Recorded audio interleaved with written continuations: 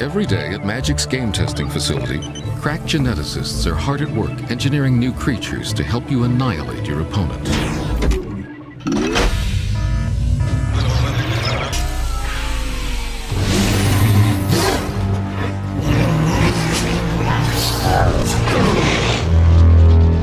Of course, mistakes do happen.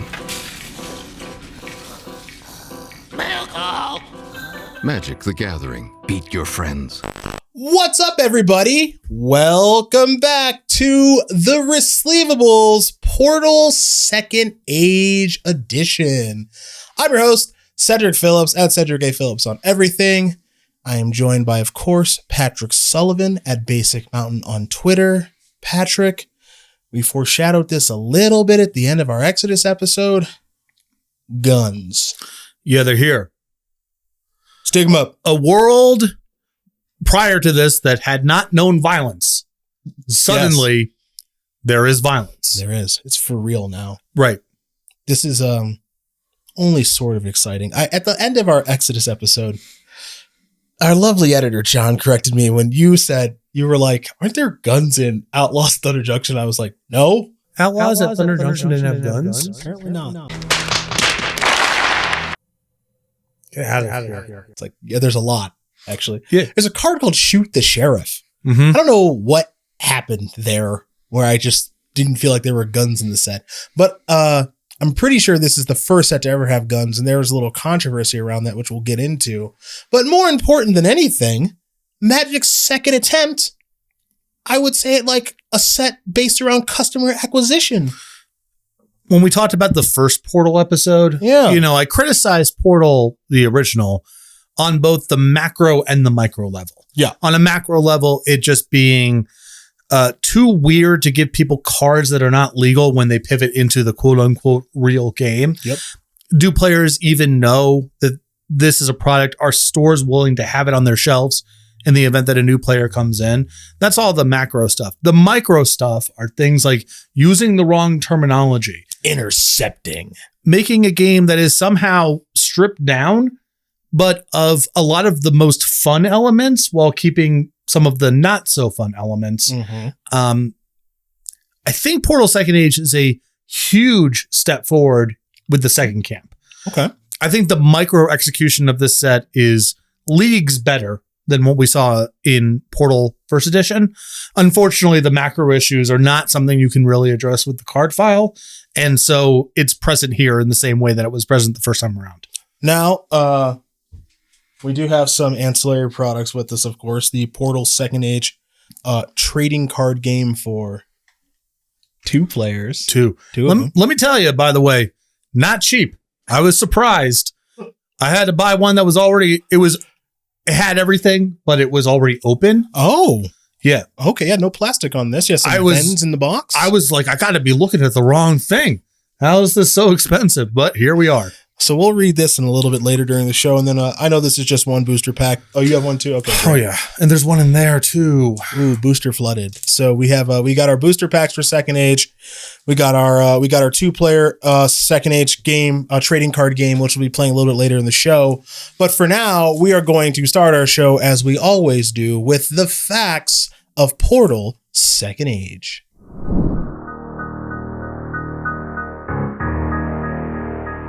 All right, everybody, it is now time for the facts of Portal Second Age. But as always, we must first hear about our wonderful sponsor, Tales of Adventure. You can head over to toamagic.com and check out a selection of over 77,000 SKUs in stock, including 80 pieces of the Power 9, every single revised dual land, and singles of all shapes and sizes and every format that Magic has to offer. Every order placed with Tales of Adventure comes with free tracked shipping. UPS next day and 2-day shipping is offered for orders placed before 8 a.m. And Tales of Adventure has completed over 1 million orders lifetime, so you know you'll be in good hands with Michael Caffrey and his staff. If you'll be attending an event that Tales of Adventure will be at, when you're checking out, you can select the event pickup option, so you can simply pick up the cards you've ordered right at the event that you'll be at. You can find a list of events that Tales of Adventure will be attending right on their homepage, toamagic.com. Lastly, when checking out, be sure to use promo code Resleevables to get 5% off your entire order. Tales of Adventure Eternal lives here. Alrighty, let's get into it. Portal Second Age. It's the second set designed as a simplified version of Magic the Gathering. It was released on June 24th, 1998, which means I was 12. Kind of cool.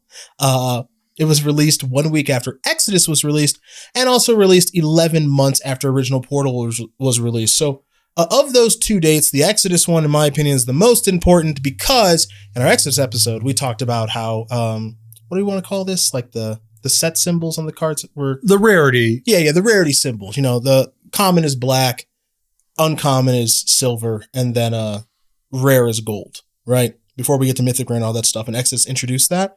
And a lot of people in the comments on YouTube were like, hey, Portal Second Age, they went back. When Exodus did that thing, Portal Second Age went back and, you know, they don't have the color-coded rarity symbols and stuff. My best guess, this is a guess, is that they designed and developed Portal Second Age, I don't want to say simultaneously with Exodus, but it has to be around the same time, given that the set released literally a week after Exodus did. There's two theories I think here are reasonable. Okay. The first one is what you said, which is just the pipeline was such that Portal Second Age was all wrapped up by the time Exodus came out, even if Portal came out later. Yeah. I think there's another possibility, which is, do we really want to present this information to the player? Okay. Are people going to be kind of confused by why are some of my cards silver and black and gold? I think the counter argument to that theoretical is, of all the players who need to be armed with this information, it's new players. Yeah. What are the cards that are in my collection that are the most valuable or the hardest to find or whatever? But I think there is a slim possibility that it was a decision that was made just to kind of reduce the overall, not necessarily complexity, but just what information are we presenting to the user early on in their experience? Is this really necessary? Maybe we don't want to over-inform or just like put too much information in front of them. It's usually pretty bad to give people questions that you're not providing the answer to in a new product. So why are these expansion symbols different? Then you have to inform them about rarity. And now they need to know what rarity means. And it, you know, it kind of snowballs. I don't think this is a likely explanation, but I think there's some possibility that it was a conscious choice not to put it in there. Okay. Let's talk about who designed and developed Portal Second Age. It was designed by Bill Rose, who was the lead, Dan Cervelli, Joel Mick, Mike Elliott, and Mark Rosewater. Developed by Bill Rose, who was also the lead once again, Dan Cervelli, Joel Mick, Mike Elliott, Mark Rosewater on the development team as well, alongside Henry Stern and Jonathan Tweet, with the art direction by Chaz Elliott. Next up, Portal Second Age contained 165 black bordered cards. We got 35 rares, we got 45 uncommons, we got 70 commons, we got 15 basic lands, and most importantly, I normally make my stupid 55 joke. But last time we talked about Tim Robinson, you talked about a sketch that you really like. Which one was it again? Well, I really enjoy Brian's hat. Okay, so it's this one. I went back and watched it because you're clearly more intimately familiar with that thing than I am, like that sketch. That sketch is hilarious. That sketch is one hilarious. of my favorite pieces of comedy ever. Yeah. I hadn't realized how funny it was until after we recorded Exodus. I went home and watched it. I was like, yeah, this is brilliant. And he said, it's illegal for you to ask me that. Yeah. It's incredible. I use that line all the time.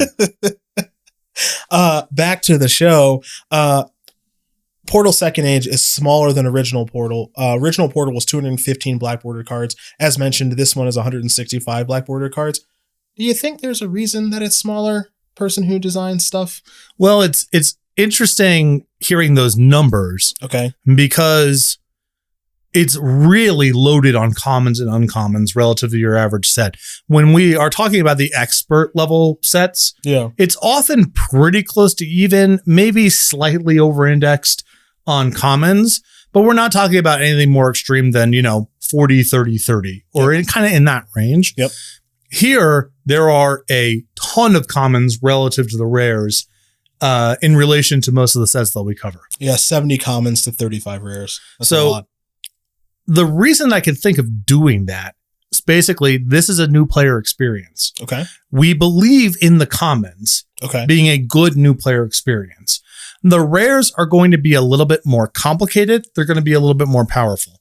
So there's some level of, we don't need to put every card in everyone's hands.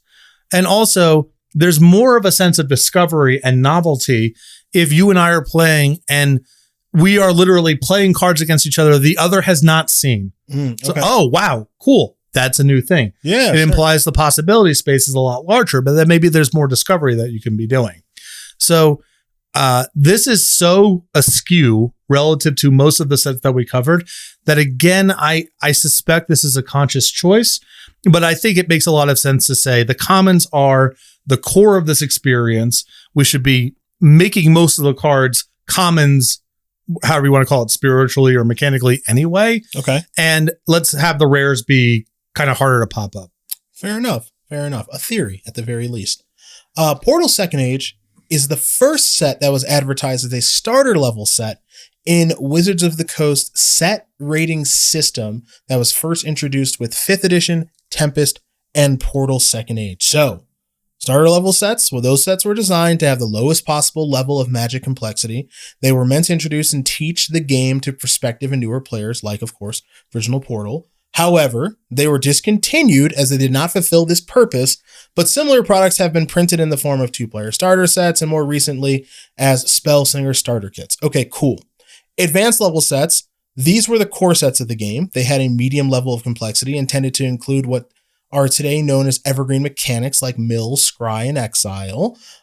These advanced level sets are stuff like 5th edition. And then, of course, expert level sets, which is what we cover the majority of on this show, were sets that were generally of the highest level of Magic, thematic, and mechanical complexity. Expert level sets were all expansion sets. So this was introduced before Portal Second Age, but again, this is really fits in snug with the, hey, this is a starter level set. And one thing, if you ever get me to work on a game, and I'm taking a look at what exists right now and what we're doing, the number one thing, this is a free tip. I always yell and scream from the top of the mountains about this. Do not call two different things the same thing. Having starter level products and starter decks and not having the two things work the same way because these cards are not legal, but the cards you get out of your Mirage or Tempest starter decks are legal is really bad. It's a good point. Really bad. It's a really do not do this. Do not call things that are different the same word. You might think that it won't come up. I promise you it is going to come up. So stay away from that, you fledgling game designers out there. That one's on the house. That's a free tip. That's right. Portal Second Age was designed to ease new players into the game. It features the same simplified rules that Portal uses. No artifacts, no enchantments, no instants, no interrupts, a few sorceries that can be played at times when sorceries normally can't, which is like a little confusing, but whatever. Examples of this include Mystic Denial and Just Fate, and cards of this nature have, of course, received errata to make them instants. Also, we added a little sword and a shield symbols to creature cards' power and toughness to denote which number was which, and then printed rules text in bold type and separated it from the flavor text with a thick line to show that they were separate. So stuff that we've seen before. Yeah, although there is a new wrinkle in this one in terms of the timing rules or the design space that exists. There is the notion of activated abilities before combat. There is, I forget the name of the card, but there's a Mog Fanatic that you can sacrifice before combat. There's a 5/5 there's a 5-mana 1/1 that you can tap to draw a card before combat.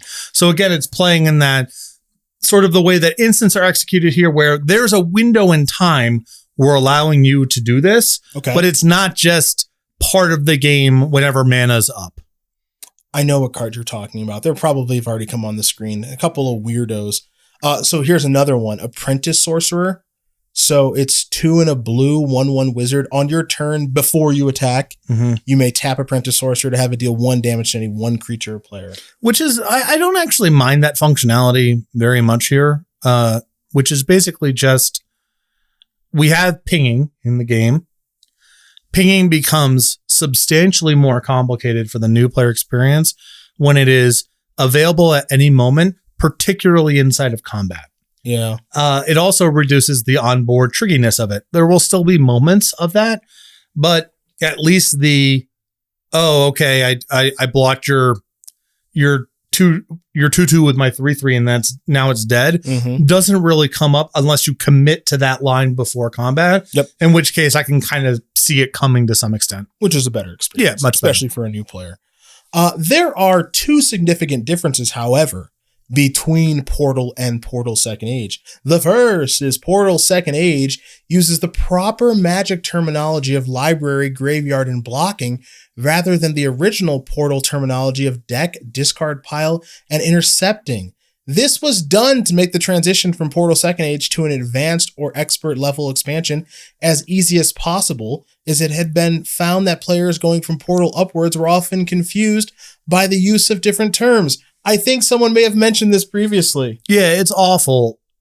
And especially when you're talking about the words that got substituted out, it's one thing if you have words that a reasonable person could misinterpret what the core functionality is. I think that's a reason, for example, that we see the keyword flying in Portal, but cards like Vigilance are written out. Part of the problem is with flying, it's a terrible keyword to have to spell out. Yeah, that would be weird. Because it references itself. Yeah. So it's all like the actual write out flying as a keyword is terrible. I'm trying to think of how you even do it. This creature may only be blocked by creatures that, like, you have to have the word somewhere. Yeah, also at some fly. Point. Yeah. Yeah. Okay. Sure. So that is part of it. But another reason to keep flying in is it's really intuitive. Yeah. It's hard to get that wrong. I know there's sometimes new players often have the question of, can a creature with flying block a non-flying creature? Yep. But fortunately, it works out the way the person with the flying creature would hope that it works, which is I can block. And a good tiebreaker is, does the confusion work in favor of the person when they discover the answer? Yeah, sure. Sure. Library, graveyard, and blocking are all words, I would argue, it would be hard to come up with another guess as to what it could be referencing. Okay. So they're particularly bad words to replace. Yeah, which again, they were replaced by deck, discard pile, and I think this might be the last time we ever mention this on this show, intercepting, which would be good. So I'll give you an example of the other direction. Okay. Spells, term spell in Magic, basically refers to anything on the stack. Yeah. However, you have instants and sorceries. Sorcery in particular is a word tonally that sounds like someone is casting a spell. Yep. Creature and artifact enchantment is a lot less intuitive. Sure. I would argue if you were doing a Portal type of set nowadays, we should not do when you cast a spell. We should say when you cast an instant or sorcery, when you cast a creature, because I believe the word spell is non-intuitive next to sorcery and sort of the flavor of Magic as a whole. Sure. That is a place where I would say we should either avoid this or pick another word. Okay. But graveyard, library, and blocking to me fail that test. Sure. They're so intuitive. And the opportunity cost of teaching people the wrong word in an introductory product is so high that the burden of proof should be very, very high to go down that road. The other thing that is a little different about Portal versus Portal Second Age is that the creature types in Portal Second Age all have creature types, whereas in Portal, all creature cards have the type line summon creature. So I'm sure there's probably a little something on the screen that's showing you the difference between the two. But in Portal, everything said summon creature, whereas like Air Elemental says creature dash elemental. Yep. That just makes sense. So Portal Second Age is particularly notable for being the first set with creature dash and then blank, followed by the creature type on the type line instead of summon, a practice that would later be adopted as standard. So Portal Second Age, making some rules for later in the game. There you go. This is a really big improvement. One is just it is all other things being equal, flavor text. Makes your world feel more rich. And second, it is low-hanging fruit in terms of design space that you can reference, which they actually do in Portal Second Age. There are some creature type matter stuff going on here. And so it isn't just theoretical design space. They pay it off inside of the set. Next fun fact. Like Portal before it, Portal Second Age was not a legal set for official tournament play in any organized format until October 20th, 2005, when it and other starter level sets were made sanctioned for Legacy and Vintage. Sure. I mean, when you're in a world where, Mana Crypt and cards that came from books and stuff are, sorry, those are legal. Books and stuff is really then good. You might as well do this. And if someone happens to go back and find a card that's useful, which has happened a handful of times. Yep. Bonus. It's not like we're talking about Unglued. These cards are not fundamentally so silly that it would be strange for them to be tournament legal. Agreed. These are Magic cards. Yep. They play like Magic cards. And so in the older formats, I think it's correct to make them legal.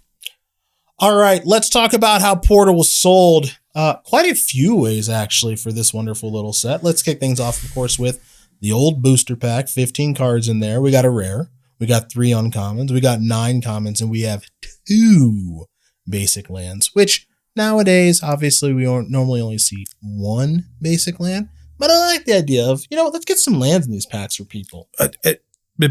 It's what people need to play the game. Yeah. I mean, there is how much is too much? I think if you go back to Alpha, Beta, Unlimited, Revised, where there's 4 or 5 basic lands in the pack, that's just a little bit too much.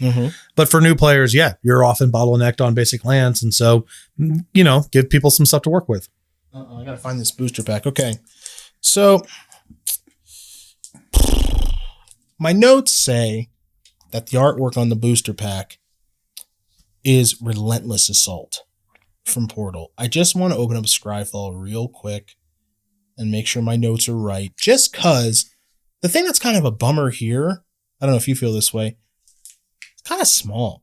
Yeah. Right? Like you can't really see it. And I think that part of the draw of what's going on here, and this is actually, I mean, you would never know this is Relentless Assault. I actually had a guess. I thought it was one of the planes. Like you think it's one of the lands, right? Yeah. There's a planes that has something of a small town or an outpost or whatever. Yeah. I assumed it was that. So this is a little disappointing for me. And this is kind of spur of the moment because we got some other booster packs here. And set aside the size. Yeah. Does this look like a Relentless Assault? No. This is a building. It's a building. Nope. No creatures visible. So let's compare to here. I'll give you some packs to hold up here. Here's a couple. Yep. Let's compare the artwork of Portal Second Age to like what you have over there. Yeah. We have Phyrexian Colossus. Yep. Emperor Crocodile. Yeah. I've got Urza. This is Beast of Burden, I think. Beast of Burden. Beast of Burden from Urza's Legacy. This is Sarah Avatar. Wrong, wrong, wrong, wrong. Wrong, wrong, wrong, wrong. You're wrong. Let's see. I've got a Croc here as well. And then I've got some 6th edition packs where the art isn't as boisterous, but it is what it is. I'm just going to hold it up. But more importantly, like, I think one of the things that Magic does a really good job of and has done for a really long time is like, okay, the booster pack's cool. I got this big ass crocodile coming at me, right? So look, I know this is kind of a minor thing, but this feels like a bit of a whiff is the Portal Second Age packs. Like I don't look at them and go like, I got to buy that. That looks cool. Well, my issue with it is what I think is cool about the booster art here is it looks like a window into another world. True. That part of it, I think, is very cool for the name Portal and also for something appealing to a new player. It's like a new world going on in here. The problem that I have is the other side doesn't look magical. If it was a portal into a floating castle or a fireball or something, I would go, oh, Okay, that's cool. Sure. There's something magical going on here. It's a fantasy world. This just looks like a building out somewhere. No magic here is implied, and it doesn't look particularly fantastical. You could confuse this for a castle or something, or like a ship. Yeah, it's just give something so the viewer knows that it's not just a normal world on the other side of the portal. You know what this isn't? Take another combat step. Yeah, this is also This is like an 05 wall for 2, Yeah. but that's another problem. Okay, so that's the booster packs. Let's talk about how else they were sold. 24 card demo game boosters. It's the same 24 cards in each one, and it also has a tip card. And it was given away. These packs were given away for free to advertise the game, which is kind of cool. They also had 5 different monocolor theme decks. My favorite part of the show. It's theme deck time. So let us begin with, I'm going to say the name, and then you tell me which color deck you think it is. All right, here we go. Martial Law. White. Good job by you. Here's the description. Martial Law will overrun your opponent with a small army of fast white creatures. Charge across the field of battle with the soldiers of Alaborn. I think that's what it is. Or rule the skies with fierce griffins. Martial Law will keep you in command. The 3 rares in this deck are, again, I think it's Alaborn, so that's what I'm just going to go with for the episode. Alaborn Veteran, Angel of Fury, and of course, Armageddon. Yeah. How could you not have it? Because you must you must let these people know. Like, what are we doing here? Now again, what is magic without lightning bolt, giant growth, and Armageddon? Now again, I want to read this description to you.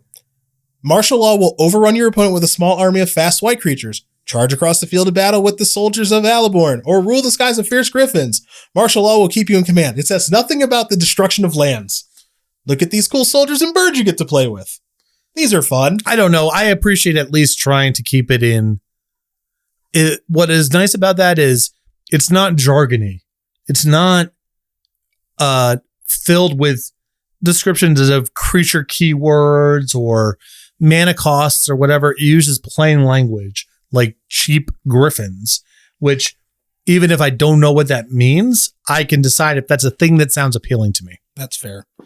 We got a bunch of, there's 18 creatures and 7 spells, 15 planes, about as straightforward as it gets, some 2s and some 3s, only 1 Armageddon, of course. We got a big creature and Angel of Fury. Great. Okay, so let's move on to our next deck. Spellweaver. Blue. Correct. Spellweaver brings powerful blue magic to your hand. With this deck, you can counter your opponent's spells or draw additional cards. Once you've gained control, your creatures move in for a crushing blow. Spellweaver. Victory is looming. The 3 rares in this deck are Exhaustion, Talus Researcher, and Talus Warrior. Nice. Sure. This is just blue being blue. Let me see if I can find this deck list here. Nothing crazy going on here. It's just pretty general. This is just the cards that they make. Yeah. Here they are. I don't know if it has any witty quotes like "I'm smarter than you, counter your spell" that you love. Well, I mean, bring up the flavor text for Touch of Brilliance. That's your best bet. All right, Touch of Brilliance, huh? I got you. Quote: I don't want what I don't have. I want more of what I do have. At least it's not talking about someone else. Draw 2 cards. Draw 2 cards. Yeah. It's actually not bad flavor text for a blue card. Yeah, it's, you know. It's not my favorite, but I digress. Spellweaver is, it is what it is. All right, next one. Goblin Fire. Red. Did I get it? Here, 3 for 3. Goblin Fire beats your opponent with a pack of wild creatures and the firepower to burn through defenses. Press the attack with your goblins or incinerate the opposition with decisive flame spells. Goblin Fire will ignite your game. Sounds fun to me. The 3 rares in this deck are Goblin General, okay, Relentless Assault, and Wildfire. Cool. I think this is a good choice of rares, actually. A Goblin Lord that keys off of attacking. Yep. A card that lets you attack twice. Yep. And then a card that lets you kill all of your goblins and lands. Beautiful. Beautiful. Absolutely beautiful. And this deck, just for you, 3 volcanic hammers. That's right. Bonk. 15 mountains. Very nice. Okay. Next up. Nature's Assault. Green. That's correct. You know, they actually name these decks pretty well, given Magic and, you know, all the colors and what they mean and create. Nature's Assault marshals the forces of nature and hurls them at your opponent. Attack with waves of monstrous creatures or defend with courageous elvish warriors. Nature's Assault is ready to tangle. Cool. The 3 rares in the deck are Alluring Scent, Hurricane, and Sylvan Basilisk. Okay. There you go. Deck list obviously on screen, opening in front of me. Let's see what we got here. Oh man, 3 bear cubs, 2 river bears were bear flooded there. Also 2 golden bears, 2 iron hoof ox, some elves, Norwood archers, ranger, and riders. A couple wild oxes as mentioned. The hurricane, the alluring scent. Very green deck. Good job by them. Love that the creatures are all either animals or elves. Yeah. Really That's hitting neat. the note here. That was something that seemed really clear also in the white and the red deck. Yeah. Is there's an emphasis on the creature types and such being coherent, which is really cool. Last, but certainly not least, I tried to go out of order to throw you off a little bit, but then the red deck and the green deck were named too well. So, Night Stalkers. Okay. Black. That's correct. You're 5 for 5. The Night Stalkers deck is designed to sow discord. Hammer your opponent with discard effects and creature destruction. Then send in your creatures and take away the game. The Night Stalkers will give your opponent the creeps. Cool. The 3 rares in this deck are Ancient Craving, Night Stalker Engine, and Return of the Night Stalkers. Okay. How many Ravenous Reds? Oh, okay, let me check. Hold on. I know that's important to you. Uh-oh. Impossible. It's not a Night Stalker. I don't know what to tell you. It's a creature that makes them discard. Look, I know what it does. I'm just telling you it's not in the deck list. I guess I can only be so mad about a starter deck that was made 25 years ago. Yeah, roughly. Get some rats in there. There's 2 Cruel Edicts, 2 Hand of Death, 2 Mind Rots. So there's a couple of ways to make people discard. And then a bevy of Night Stalkers in here, which is an interesting creature type because it basically, I don't know the last time a Night Stalker was made, but it's been a hot minute. I'll tell you that much. Other ways this product was sold. A 2-player starter set, which has 2 30-card pre-constructed decks. 2 playmats made of papier, a play guide to walk you through how to play the decks, a rule book, there's just one Portal Second Age booster pack, which you mentioned. There's also a gift box product. That's a bigger box that packages the regular box product with additional content, like 1 extra Portal Second Age booster pack, 2 scorekeeping beads, and a checklist of all the cards in Portal Second Age. Lastly, there's the official guide to Portal Second Age, which is a complete companion to the Portal Second Age card set and provides useful tips and details to enhance gaming experience. Created by Wizards of the Coast R&D department and edited by Beth Morsund. So there you go. Here it is. We already showed it off at the beginning of the show for 2 players. I'm ready to go. Yeah, you want to get in the battle? I would be curious about that player guide because all the information, whenever Wizards of the Coast during this era, it's like giving information to the player they don't have. Like, here's the Nintendo Power Guide version of Magic. Yeah. It's always just more counterspell, more stone rains, more discard, cut your creatures. So I really want to know how they execute that through the lens of Portal. Read this booklet when you're ready to learn how to play the game. Well, that's nice. That's a very nice thing on the play guide here. If you guys watched our Portal episode, you know what happens next. We're going into our other studio, and Patrick and I are going to do battle with these 2 beauties. Who won the last? I think you won the last time. I think it was in the Portal video. I got off to that great start with that Naya deck, and you clawed all the way back. Yeah, I remember playing really well, but I don't actually remember who won. I'm pretty sure. Really well. Yeah, I'm pretty sure you won. So on to Resleevables Studio number 2 we go to battle with this 2-player trading card game exclusive product from Portal Second Age.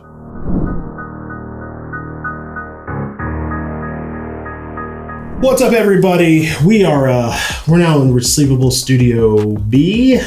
Cedric Phillips over here, Patrick Sullivan over there. Portal Second Age 2-player starter set here. We did this for the last Portal video. Pretty fun. Yeah, it wasn't bad. Yeah, I had some fun with this. I'm going to. I know I read this in the episode earlier, but you know the contents here. We've got ourselves two 30-card pre-constructed decks, 2 play mats, 1 play guide, 1 rule book, and 1 15-card booster pack to go along with these 2 booster packs that we got for a crack-a-pack. This video you'll find after our video here on Portal Second Age goes live, so be excited about that. But I'm gonna let you, as always, do the honors here. Thank you. You can bust it open. You found it on the internet after all, so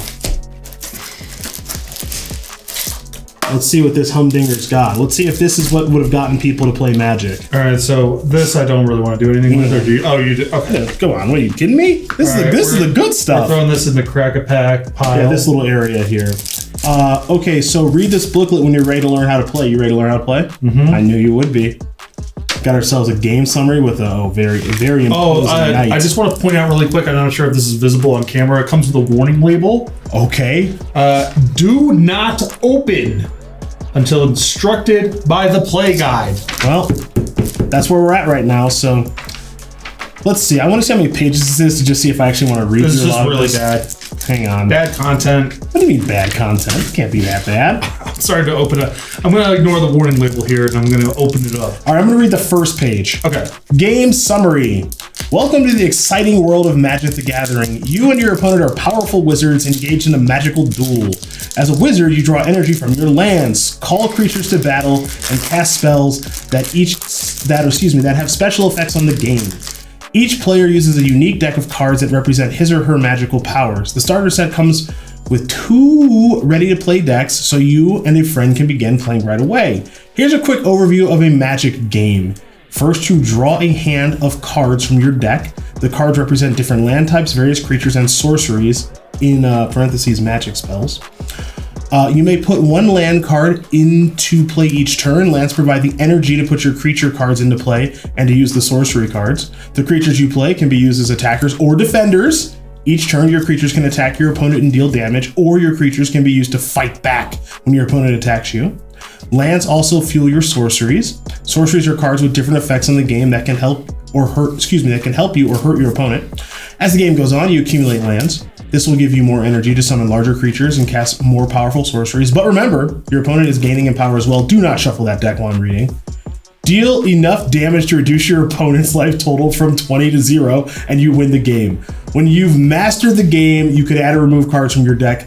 Magic strategy is always changing, and there's no telling what combinations of cards an inventive wizard will come up with next.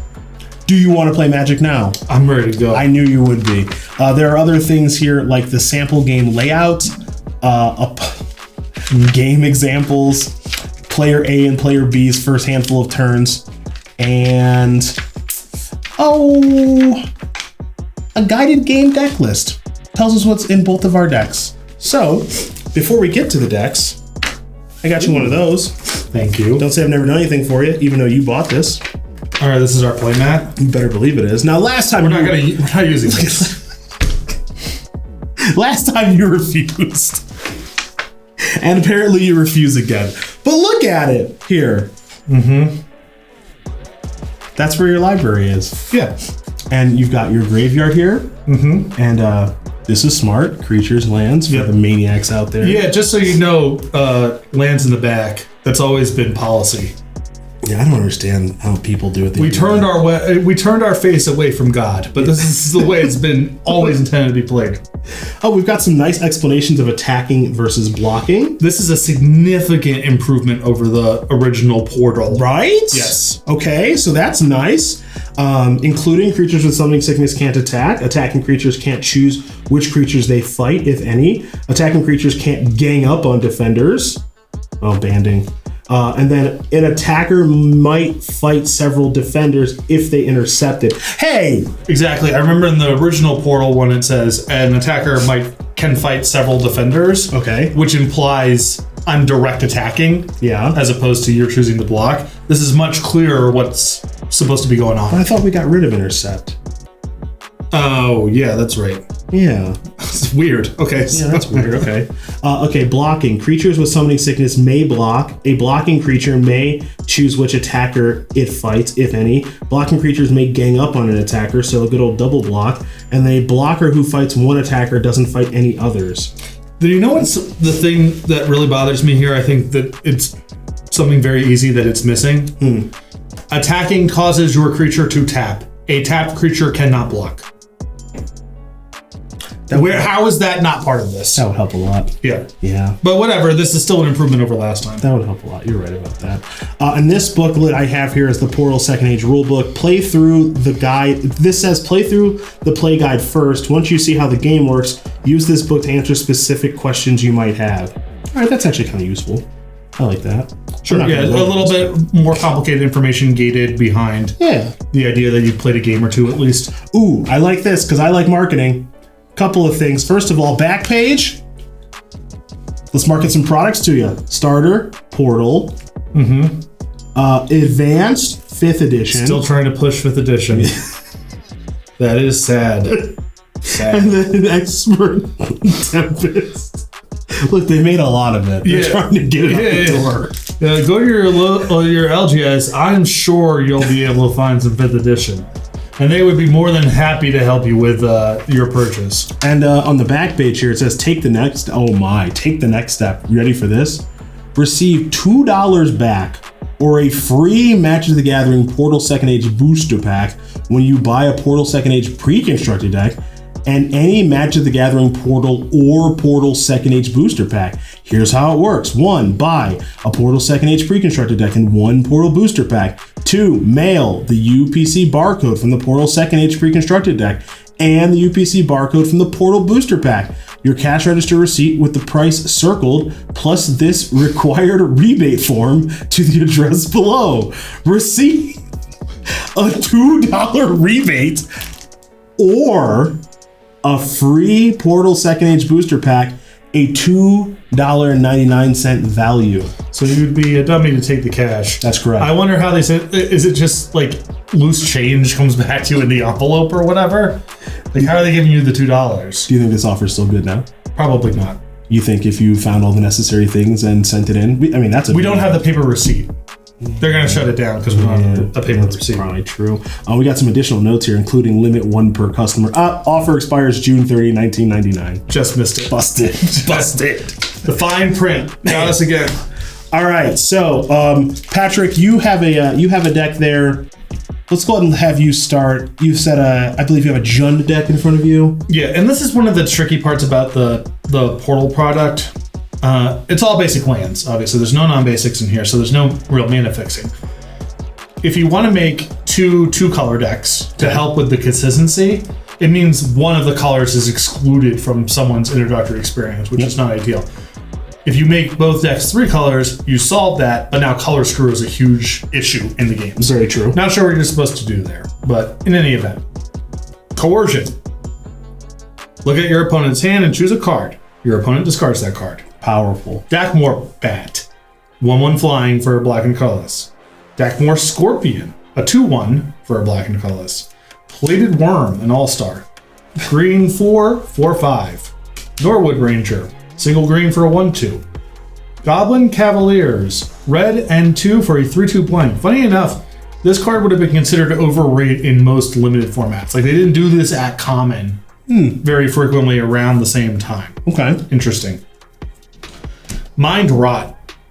Your opponent chooses and discards 2 cards from his or her hand for black and 2 colorless. Still good. Goblin Piker. 2/1 for a red and a colorless. So, Dakmor Scorpion, Goblin Piker. It's the same creature. Ogre Berserker. 4/2 for 4 and a red. Ogre Berserker is unaffected by summoning sickness. Good to know. Lynx. Green and colorless. 2/1 Forest Walk. I'm assuming this is busted in our games. Yeah, probably. Hand of Death.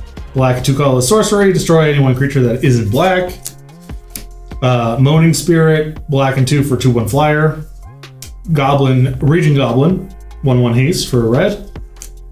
Obsidian Giant, red in 4 colors for a 4/4. So you're getting a little bit of color pie definition in your early experience. Why is this okay? Right here, green gets better big creatures. Great. Okay. We have a Prowling Night Stalker, black in 3 colors for 2/2 fear, or can only be blocked by other black creatures. So not even Fear adjacent. Goblin Raider, 1 red, 1 colors, 2/2 can't block. Volcanic Hammer, Your favorite. a classic. Yes. 1 red, 1 color, sorcery. Volcanic Hammer deals 3 damage to any 1 creature or player. All right, so that's your deck. Now I'm going to open up mine. And we'll go over the deck list here. Oh, this is actually pretty easy to open, so that was nice. Yeah, in spite of the warning label, it's so easy to break into. All right, so let's see. I kicked things off here with the Trokin High Guard, 4 mana 3/3. I've got a Talus Explorer, 2 mana 1/1 flyer. When Talus Explorer comes into play from your opponent's hand, comes into play from your hand, look at your opponent's hand. Okay. Bee Sting, 4 mana sorcery, deals 2 damage to any 1 creature or player, leading people to believe that green deals direct damage. Golden Bear, 4 mana 4/3. Ooh. I have an Angel of Mercy, 5 mana 3/3 flyer, ETB, gain 3 life. Bear Cub, 2 mana 2/2, New Age Grizzly Bear. Screeching Drake, 4 mana 2/2. When it's a flyer, then when Screeching Drake comes into play from your hand, draw a card, then choose and discard a card from your hand. Loot. Very nice. A Temple Acolyte, 2 mana 1/3. When Temple Acolyte comes into play from your hand, you gain 3 life. Okay. Path of Peace, 4 mana, sorcery. Destroy any 1 creature. That creature's owner gains 4 life. I'm going to kill your worm with that. Talus Airship, 4 mana 3/2 flyer. Wild Griffin, 3 mana 2/2 flyer. Talus Merchant, 2 mana 1/3. Volunteer Militia, 1 mana 1/2. Oh no. Okay, I got a couple more cards. Time Ebb, 3 mana. Return any 1 creature from play to the top of its owner's library. Theft of Dreams, 3 mana. For each tap creature your opponent has in play, you draw a card. That's a sorcery.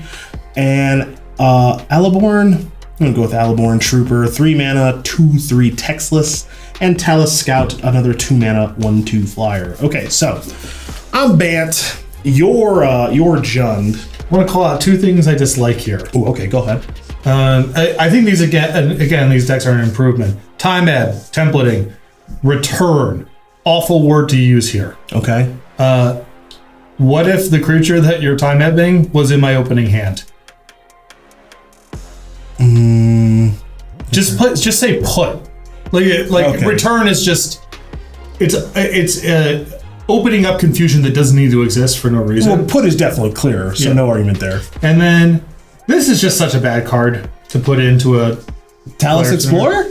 There's just all right. I look at your hand and now what? I feel burdened to memorize your hand. Okay. And I can't really even do anything with the information. Like, what am I supposed to do with this as a new player? Yeah, okay. The game's just more fun if I don't know what's in your hand and vice versa. Okay. When we're at least when we're initially playing. Well, speaking of initially playing, we're going to maybe sleeve our decks, undecided. No. Okay. All right, fine. We don't get a lot of chances. All right. Then we're not going to sleeve our decks. All these sleeves I have over here, you can't see. We're not going to. Oh, God. We're not going to use those. But what we are going to do is we're going to shuffle our deck, find some hands that work, and play at least 1 game right after this. And just like that, we're back. We have found 7-card hands that work. High roll, as it should be done. Yeah, only high roll around here. Oh yeah, huge favorite. Could you imagine sitting down with someone's first game of Magic and you go odds evens? No. We'll leave. We'll go for good luck. Rigged. At least 1 game. All right, here we go. Go for it. Your turn. Swamp. Plains. Hang on. Oh, I have a play. It is a Talus Scout. 1/2 flyer. Your turn.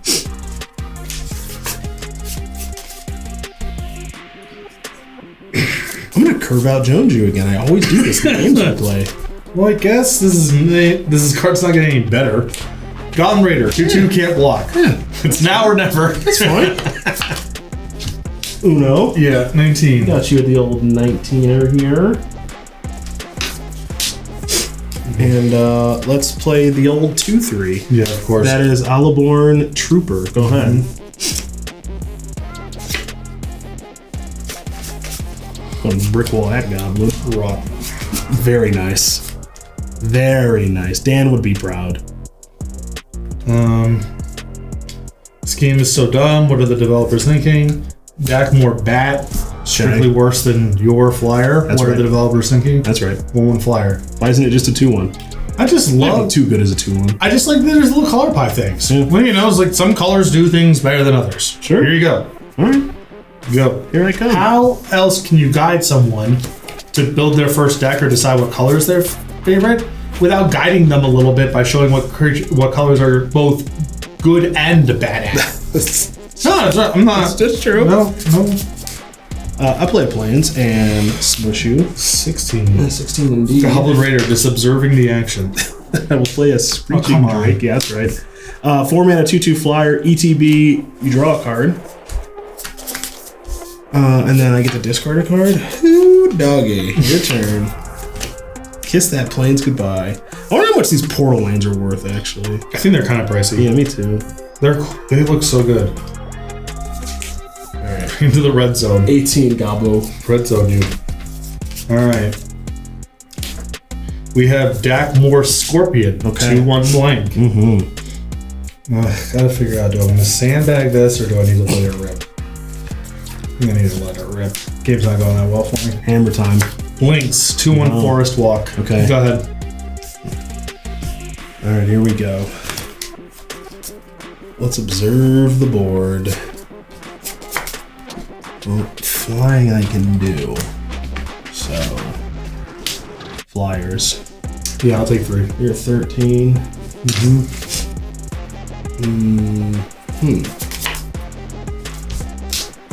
This is a Talus Merchant, 2 mana 1/3. This is a Volunteer Militia, 1 mana 1/2. Goat. Man, Goblin Raider is just really struggling to get anything going. Yeah, it's gonna be a tough road for that old Betty. Okay, we're kind of cooking. Yeah.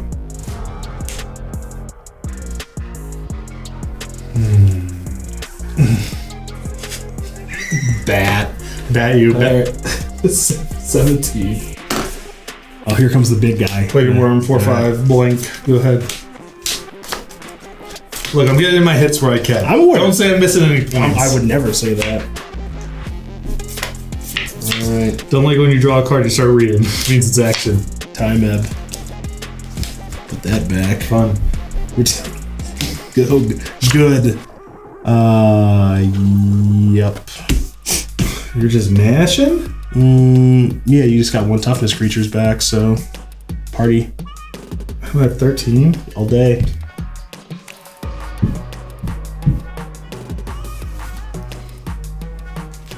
Hell yeah, no blocks. Okay. 2, 3, 4, 5, 6, 7. You're at 6. Go ahead. 6 to my 17.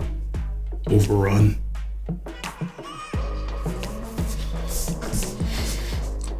All right. I'll take 7. I'm at 9. Or excuse me, I'm at 10. Yeah. Go.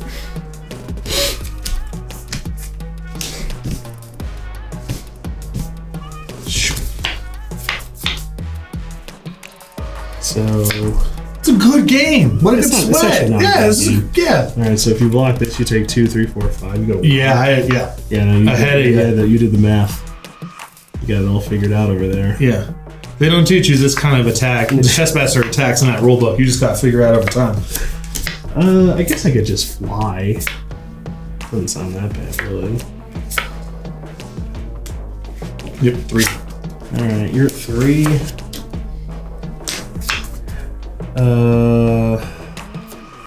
Go.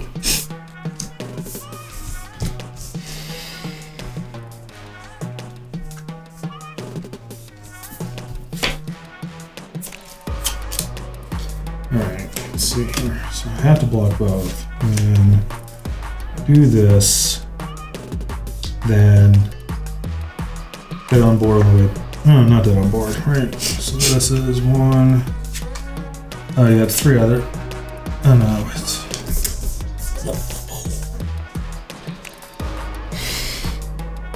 He's in the tank. Yeah. Okay. I will move to combat. Bring it on.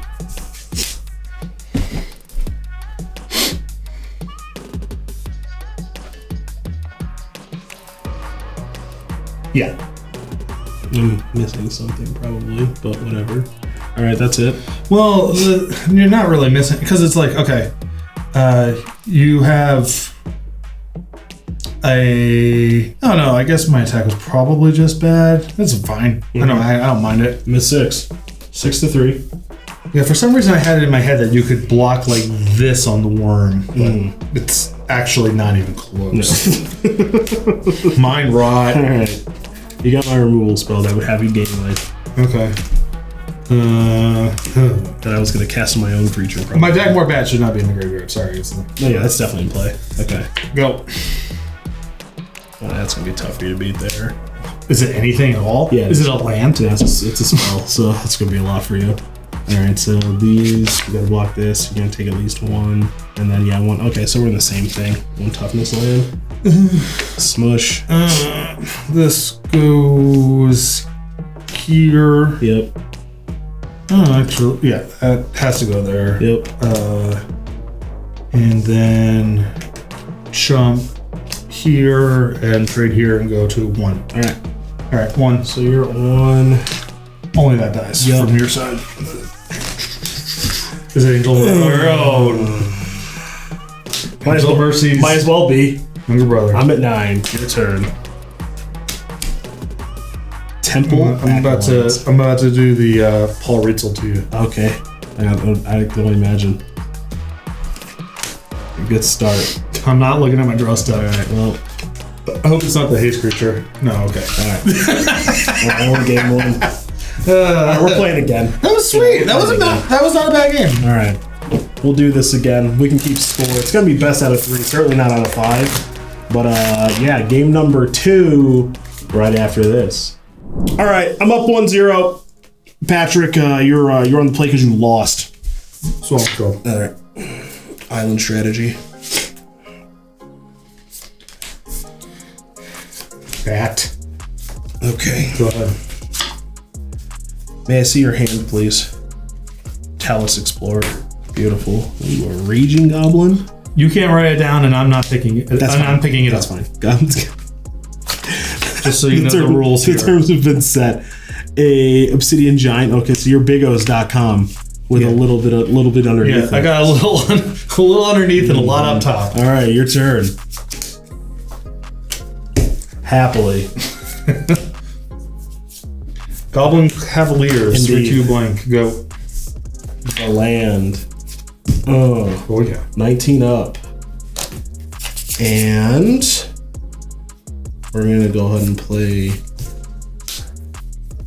the Temple Acolyte, which means I'm at 22. Your turn. Life gain. 18. Go. Just hanging. Just here. Yeah, just hanging. Not gonna stand back. You already know about it. Maybe I forgot. Yeah, 2. All right, you're at 17. Loot. Ooh. Yep. This one, I guess. Go. Big draw step coming here. Yep. Somebody get the green source, 5th land. You probably do both. Hey, look at that. Fell right off the top. Let's go. Let's go. That's a 3. I just get so much joy from attacking in paper. I can't really. It's a good feeling. Yeah, it's clean. It feels good. Go ahead. All right. Let's do one of these. Flyby. Take. All right. So you're at 13. Did I take damage last turn? I don't think I... No, hold on. I think you swap like Yeah, I Phillips. swapped them, so... You're at 15 and I'm at 15. Okay. Okay.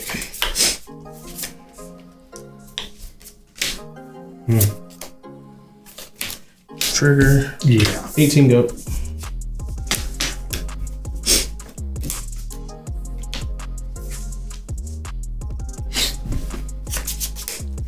Seven, huh? Alright. 11. Other big O. Yup. Be going to game 3 actually. Let's see, I got some flying. Are you sure? That was actually a pretty good draw. How good? Alright, so you take 5 or 10. Let me get to use all my mana, so 1, 3. Oh, actually I don't get to use all my mana. Wild Griffin. 2/2 flying. Nudge.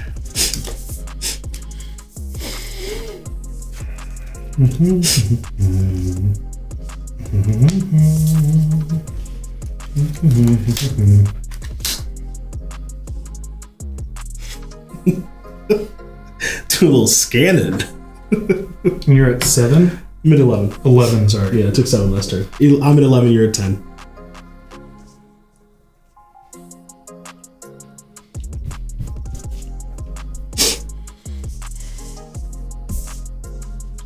Okay.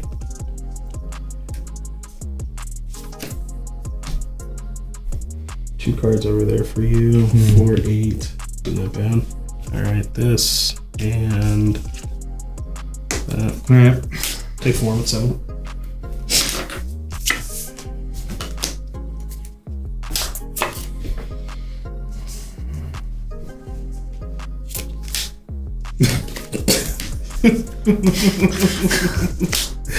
All right, this then. Yep. 5 here, 5. Go.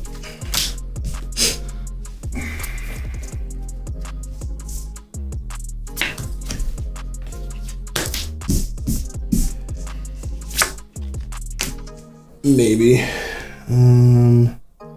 guess this is free adjacent. And block there, then take 5. Not gonna do that.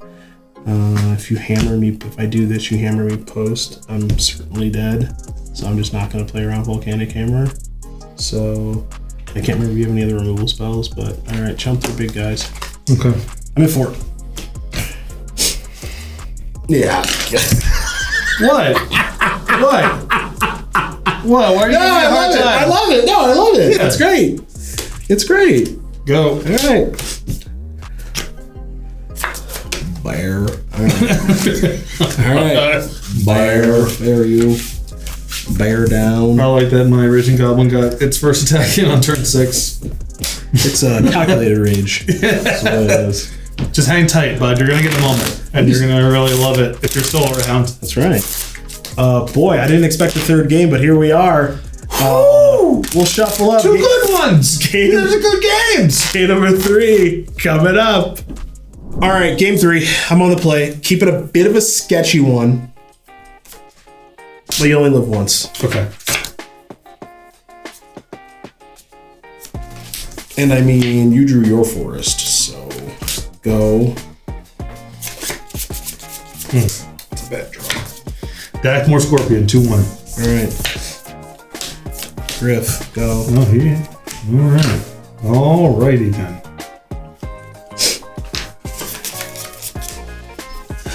Yeah, you too. Rodman. Coercion. Look at your opponent's hand and choose a card. Your opponent discards that card.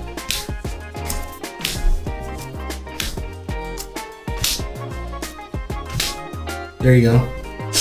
Oh, that's an easy golden bear. Yeah. That card is busted. Well, yeah. Yeah, okay. I was looking to see if I wanted to take the island, but Do you take lands with that? No. oh yeah, coercion's anything. Oh wow. Okay. Yeah. Okay. Yeah, well, it's not a dubious one to put in a starter, but whatever. Okay.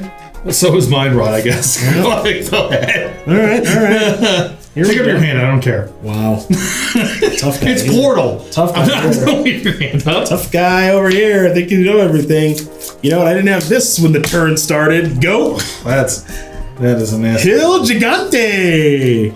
That's not great.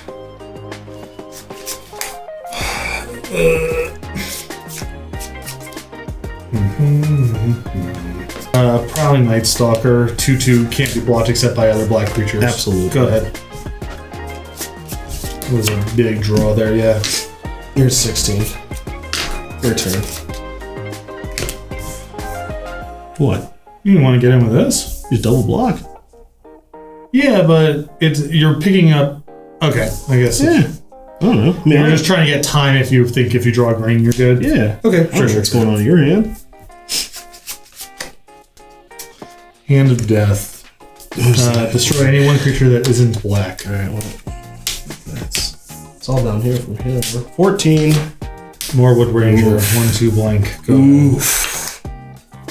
Well. The plot thickens. Deuce. Yeah. 14 up. And Cub. Your turn.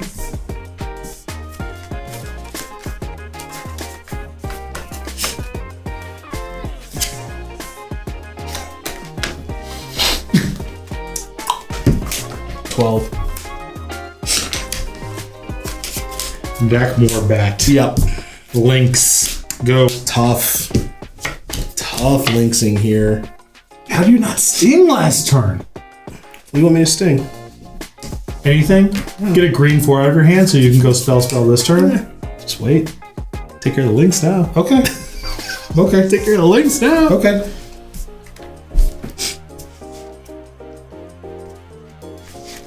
Lynx down. All right, game 4. Oh no, you're beasting. Bee sting. All right. Yep. Nudge. And you're at 12. Taking a conservative approach. No, not willing to trade 2 for 2. No kidding. Not yet, at least. Yeah, 10. Come on, stop playing spells. 2/1 flyer, Moving Spirit. You. Heather. It could do worse.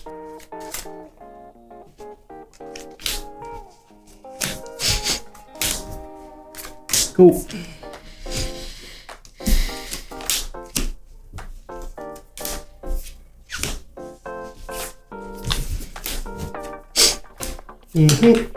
Yep. All right, one of my idiots, please. And it's like close-ish.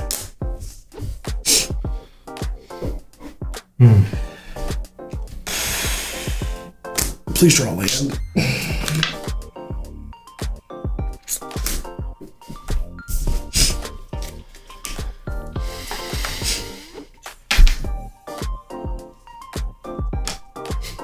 Good. Good. Yeah, it's in. Info. Oh man. Who is it? What you got? What is that? Oh boy. I was really hoping. Boy, is that good to know about. Oh man, this is a heartbreak. Oh man. Okay. Alright, well, enough of this. Yeah. Alright, so you gain 4, you're at 18. Yep. Go.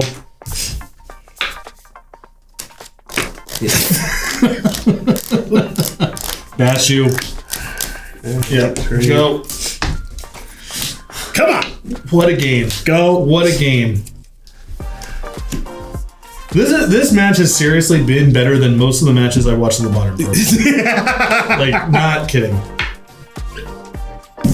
Yep. This. Yeah. I'm at 6. No. No,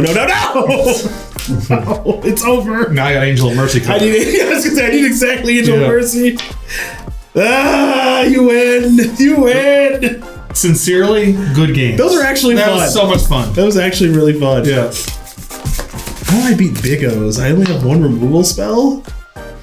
Tough. I mean, Tough. you have the sideways ways, right? Like gaining life is a way to win races. Yeah. But yeah. In that game, if you ever drew one of your big guys, I was just certainly dead. So, tough. Tough but fair. Man, these lands, though, They're beautiful. they're so nice. incredible. They're really nice lands. This one's the one that I called out of just the. Yeah, it's wild terrain, but look at the doorway. Yeah. Someone built that. There's something inside of there or something trying to get out. The nuts. Yeah, we're going to hang on to these. Oh, yeah, no question. Patrick wins 2-1. Pretty nice 3-game set between the two of us. We hope you enjoyed it. We're heading back to Resleevables HQ right after this.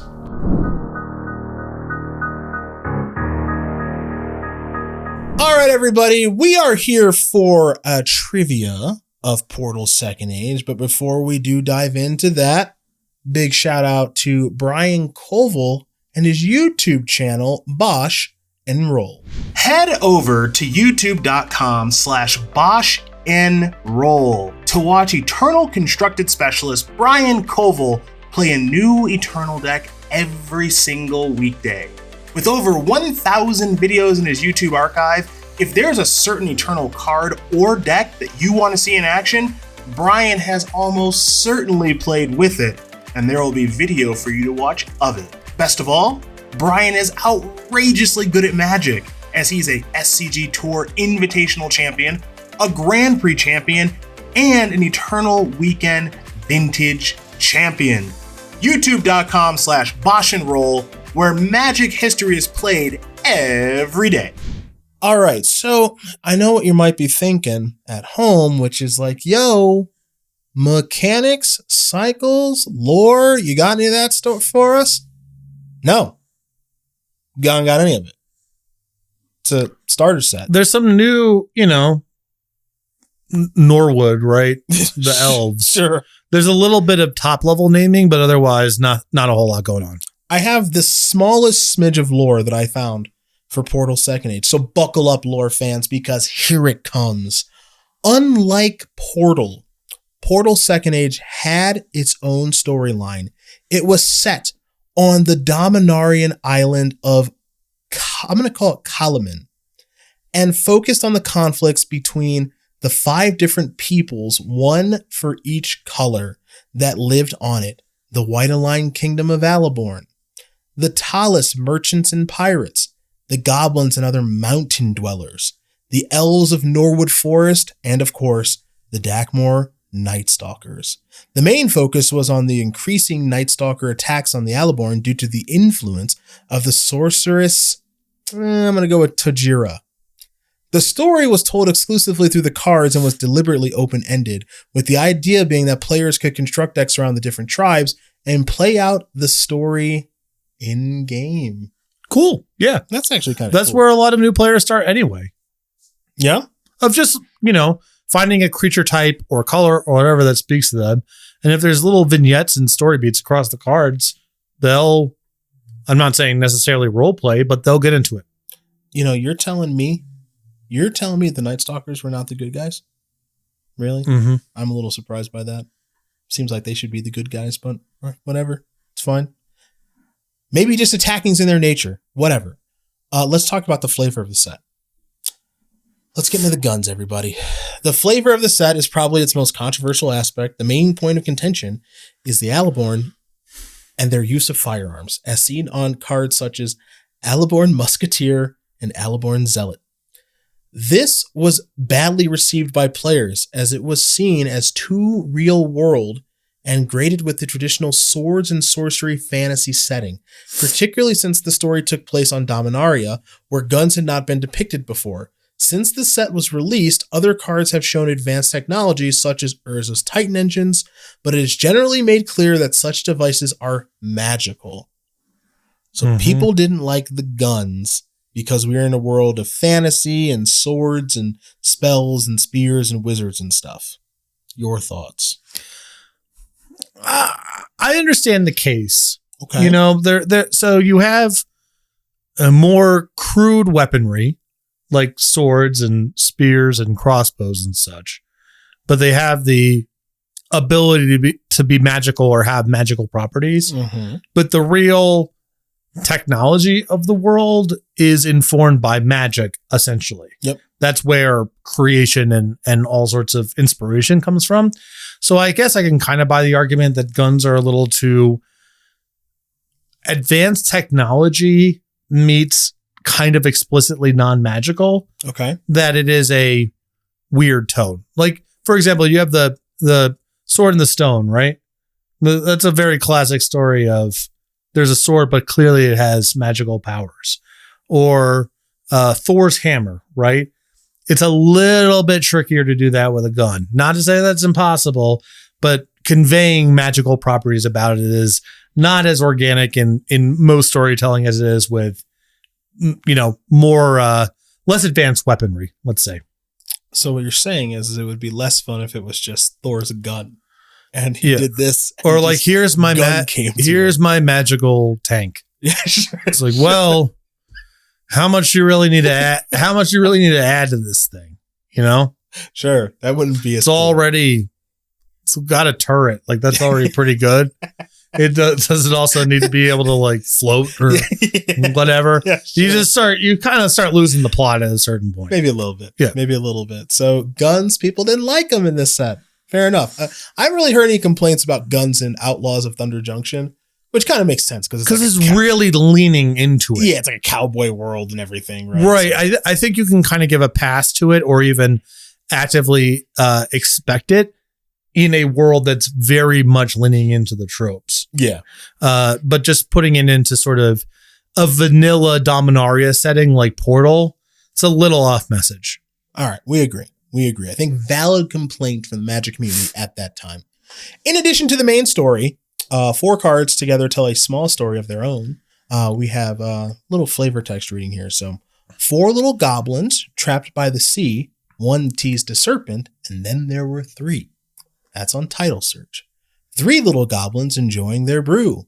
1 bumped an ogre, and then there were 2. Ogre Taskmaster. 2 little goblins out in the sun. Down came a griffin, and then there was 1. Wild Griffin. And lastly, 1 little goblin shook up the ground. When the dust cleared, no one was found. That is on the red card, Tremor.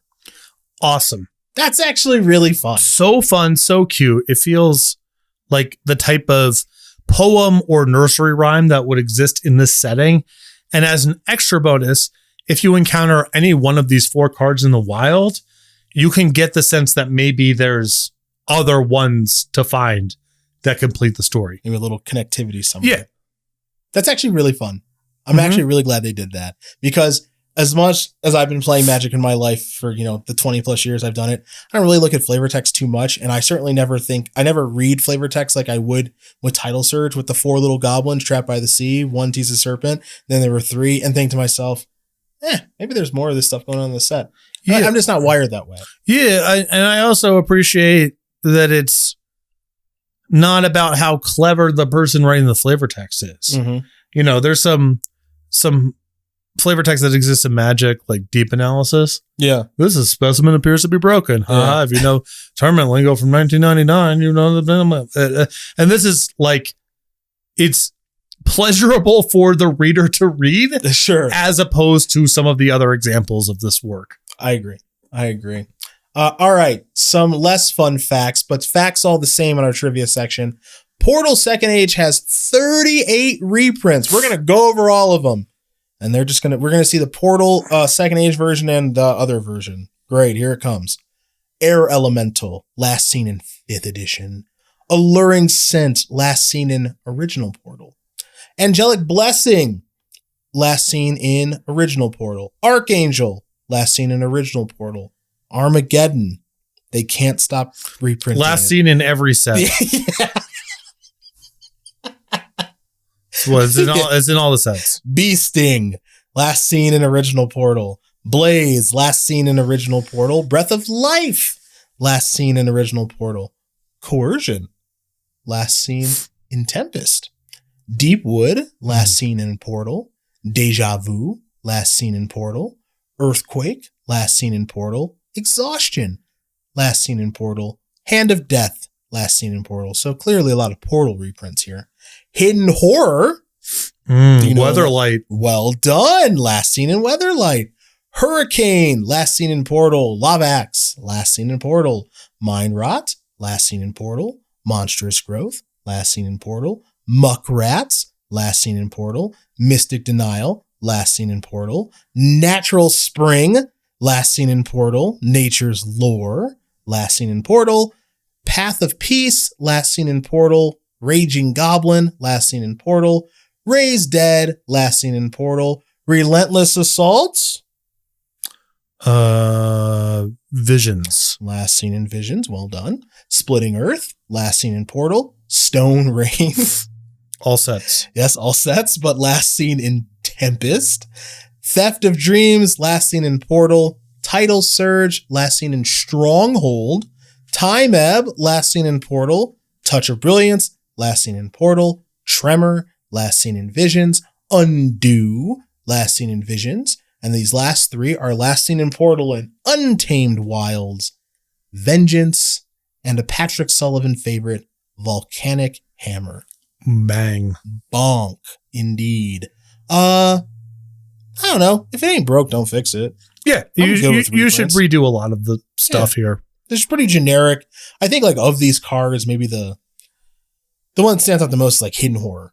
Sure. It's kind of a weirdo. And not in a bad way. It's just like it's its own thing. It's a little weird, but compared to the first Portal, there's like just a lot less drawbacky stuff going on the black cards. Yeah. And I think it's a cool card to think about. And, you know, as you get more experience with the game, you find new stuff you can do with it. I don't mind a little bit of it. Yep. So now we're going to move on to the 22 functional reprints that Portal Second Age has. So the last section we went over was straight up reprints. Now we do some functional reprints, which is mostly changes in creature types. So Alaborn Cavalier is a functional reprint of Seasoned Marshal from Portal, save for creature type. Alaborn Veteran is a functional reprint of Stern Marshal from Portal, save for creature type. Alaborn Trooper is a functional reprint of Regal Unicorn from Portal, save for creature type. Apprentice Sorcerer is a functional reprint of Capricious Sorcerer from Portal. Bear Cub is a functional reprint of Grizzly Bears. Well done, from Portal. Talk about if it ain't broke, don't fix it. Also, but there's more. Not only is it a functional reprint of Grizzly Bears, do you know the other bear-style creatures from previous sets? Barbary Apes. From Legends. Correct? Ooh. How many are there? There's one more. Oh, give me a second. Okay. Feel like there was one in Ice Age. Okay, you're right. Balduvian Bear? Oh, man. Bang. Bang, bang, bang. There it is. The Bear Cub originates from Grizzly Bears, Balduvian Bears, and Barbary Apes. Job well done by you. Thank you. Thank you. Dakmor Bat is a functional reprint of Bog Imp from Portal, save for, of course, creature type. Dakmor Scorpion is a functional reprint of Skeletal Snake from Portal, save for creature type. False Summoning is a functional reprint of Remove Soul from 5th edition. Goblin Mountaineer is a functional reprint of Mountain Goat from Portal, save for creature type. Goblin Piker is a functional reprint of Goblin Bully from Portal, save for creature type. Goblin Warrior is a functional reprint of Hulking Goblin from Portal, save for creature type. Ironfoot Ox is a functional reprint of Charging Rhino from Portal, save for creature type. Moaning Spirit, it's a nice name for a card, is a functional reprint of Feral Shadow from Portal, save for creature type. Well, that one gets you? Oh, just a Feral Shadow call out. Just sometimes it just hits you the right way. Norwood Riders is a functional reprint of Stalking Tiger from Portal, save for creature type. Ogre Warrior is a functional reprint of Hill Giant from Portal and Tor Giant from Ice Age, save for creature type. Raiding Night Stalker is a functional reprint of Bog Raiders from Portal, save for creature type. Soon to be award-winning River Bear is a functional reprint of Bull Hippo from Portal, save for creature type. Talus Airship is a functional reprint of Snapping Drake from Portal, save for creature type. Talus Scout is a functional reprint of Stormcrow from Portal, save for creature type. Talus Warrior is a functional reprint of Phantom Warrior from Weatherlight, save for creature type.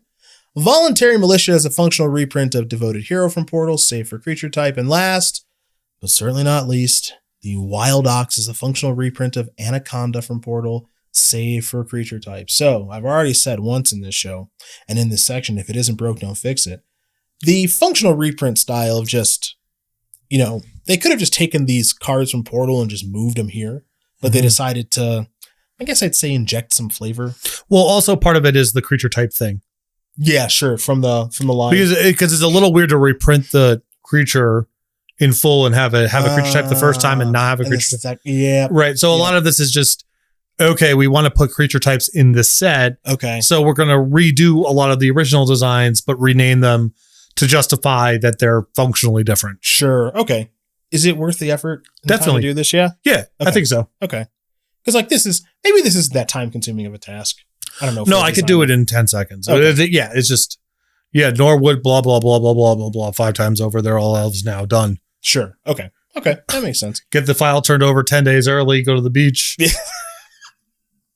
Have a margarita. Yeah, no problem. All right. Fair enough. All right. I got some notable cards here. This is going to round out our trivia here for Portal. So notable cards from Portal's second age include Angel of Mercy, which was first printed in the set. It has since been reprinted in Invasion and in 2 other core sets.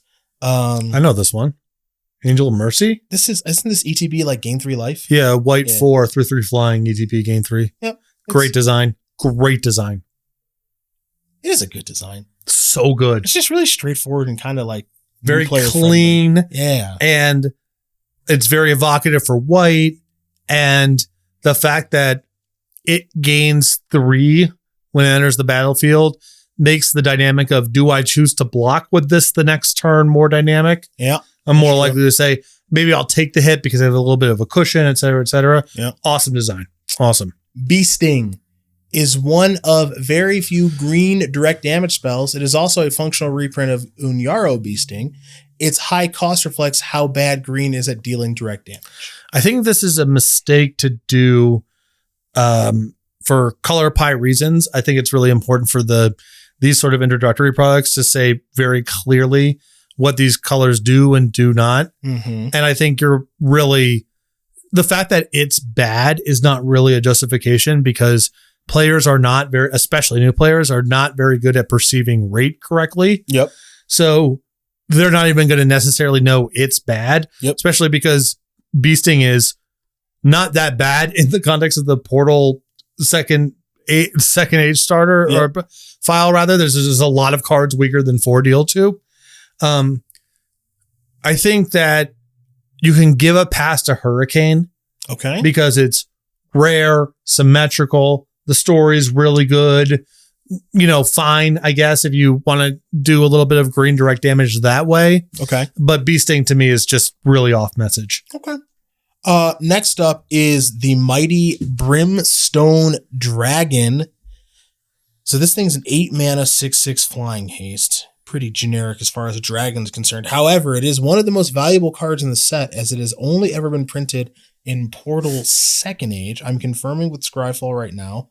It is also it's also been printed as part of the list. If you remember the list, it's like random cards they insert into packs. Oh. Yeah, the list is what Scryfall tells me. Okay, sure. I'm not a big fan of the list if you can't tell. It was in contention for reprint in 10th edition, but lost out to Shivan Hellkite in a public vote, placing 10th out of the 11 cards. So did not come back. I don't know. It's a big dumb dragon, which I think is appropriate for Portal Second Age. Super cool and appealing. Yeah. As far as its price is concerned, it is, according to Scryfall, $5. Okay. So not missing much on the value perspective there. Dakmor Sorceress is another very popular card in the set. As there are no legendary cards in the set, the Sorceress probably represents Tojira, the Swamp Queen, from the story. Let me see what this Sorceress does. See if we can actually see, because again, there's no legend. Oh yeah, probably. All right, so let me click on the Portal Second Age version of this. Pretty good. Black border. Yeah. 6 mana, star 4. Dakmor Sorceress has power equal to the number of swamp cards you have in play. All right, sure. So it's probably like a 6/4, 7/4. Probably a cool card for new players to cast. Portal Second Age has a theme of Goblin tribal cards, as is seen on Goblin Matron, Goblin General, and Goblin Warstrike. This was probably included to teach new players about the significance of the creature types on cards. I beg to differ. I think it's just kind of because goblins are cool. It's both. Okay. Yeah, it's both. All right. Goblin Raider, a core set staple, was first printed in Portal Second Age. Mhm. The Raider is 2 mana, 2/1. Am I right I on think that? that's Goblin Piker. Oh, you're I right. think the Raider is 2/2 can't block for 2. Let me see. Because that was Hawk and Goblin once a time. No, you're right. Yep, 2 mana, 2/2 can't block. Yeah, this thing did get printed a lot. Urza Saga. Yeah. Did you ever play this in Constructed? I never had to go that far down. All right. You know, I had to. It's ask. worth asking. Yeah, I mean, had to ask. I've done approximately that bad. I've never done literally that bad. All right. Lone Wolf and Death Coil Worm are the first cards with the ability colloquially known as Super Trample, which was designed as a way of bringing a trample-like effect into the set without using the keyword. So Lone Wolf is the 3 mana 2/2. I know this one. That Thorn it just- Elemental. Yeah. It just, you block it, but it still nugs you anyway. Yeah. So that's that. They're calling that Super Trample because if you'd had Trample in a core set and trying to explain how the heck, a starter level set and trying to explain how the heck that works, that's probably a lot. Any thoughts on Super Trample? It's fine to do, I guess. If you want to get that design space in there. Okay. I guess my issue with it is trample is such an evocative word and keyword, and this is sort of weird. Like, we have this in the same set as the Phantom Warrior reprint. Yeah, unblockable. And Yeah. it's sort of a weird execution for green cards. I can kind of buy it on something like Thorn Elemental, which is just, this is so big and has some sort of projectile such that there's no blocking this. That's a Sure. pretty strong story. Sure. Lone Wolf as just a 3 mana 2/2 that does this is, it gets a little weird to me. Okay. Next up is a note about Ogre Taskmaster, which is a 4 mana 4/3. It was first printed in this set, Portal Second Age, and had been reprinted 4 times since in Mercadian Mass, where I think you probably casted it. Maybe you cast it, maybe you didn't. No. Okay. I mean, 4 mana 4/3 can't block that's a tough card to play in limited. Yeah. 7th edition, 8th edition, and 9th edition. Sure. Okay.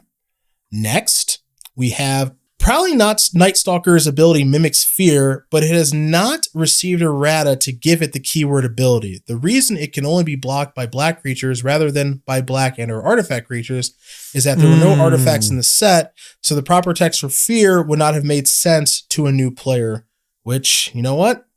That actually makes sense. Yep, that makes sense. All right, that's a good call by the team. The Night Stalker has really cool artwork, so kudos to them on that. Ravenous Rats. A classic black card was first printed in Portal Second Age. I've cast this sucker so many times. But do you have Portal Second Age versions? I don't. Mm. I bought foil Urza's Destiny ones and foil Invasion ones just to kind of look at. But yeah, I got to build out my Rats collection. And let it be known that when he got these foil ones, when I came over to record maybe our podcast or something, he went out of his way to be like, look what I got. Mail day. Yeah.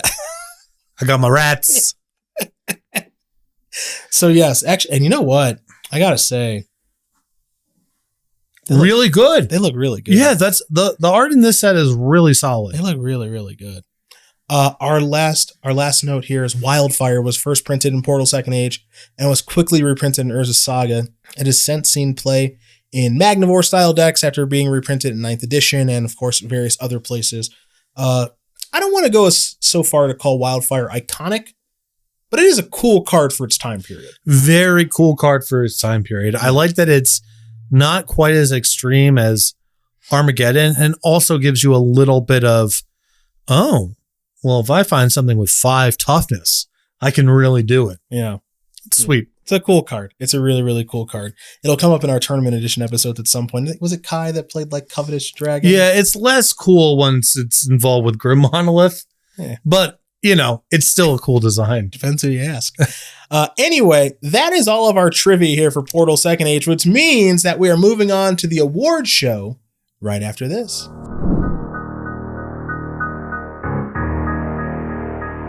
All right, everybody. It's time for your favorite part of the show, our favorite part of the show. It's everybody's favorite part of the show. It's the award show for Portal Second Age, and we will be starting things as we always do with the Oko Thief of Crowns Award for best card in the set. This is not the first time in this award show that Patrick and I are going to have the same answer. It's actually going to happen quite a bit. Patrick, go ahead. Armageddon. Yeah, duh. Really powerful. Yeah. I almost gave it to Wildfire, but Armageddon is a better card. So Yeah. what are we even doing? Right. So now we're going to move on to the Carnival of Souls Award for worst card in the set. And I was having some difficulty finding an answer for this. Patrick did not. And I'm just going to go ahead and let you wax some poetic. So I'm going to give the nod to piracy. We are going to give the nod to piracy only because I couldn't think of anything else. For starters, this doesn't work in the rules. Even in the interpretation of Portal's rules, it doesn't work because there's still instance.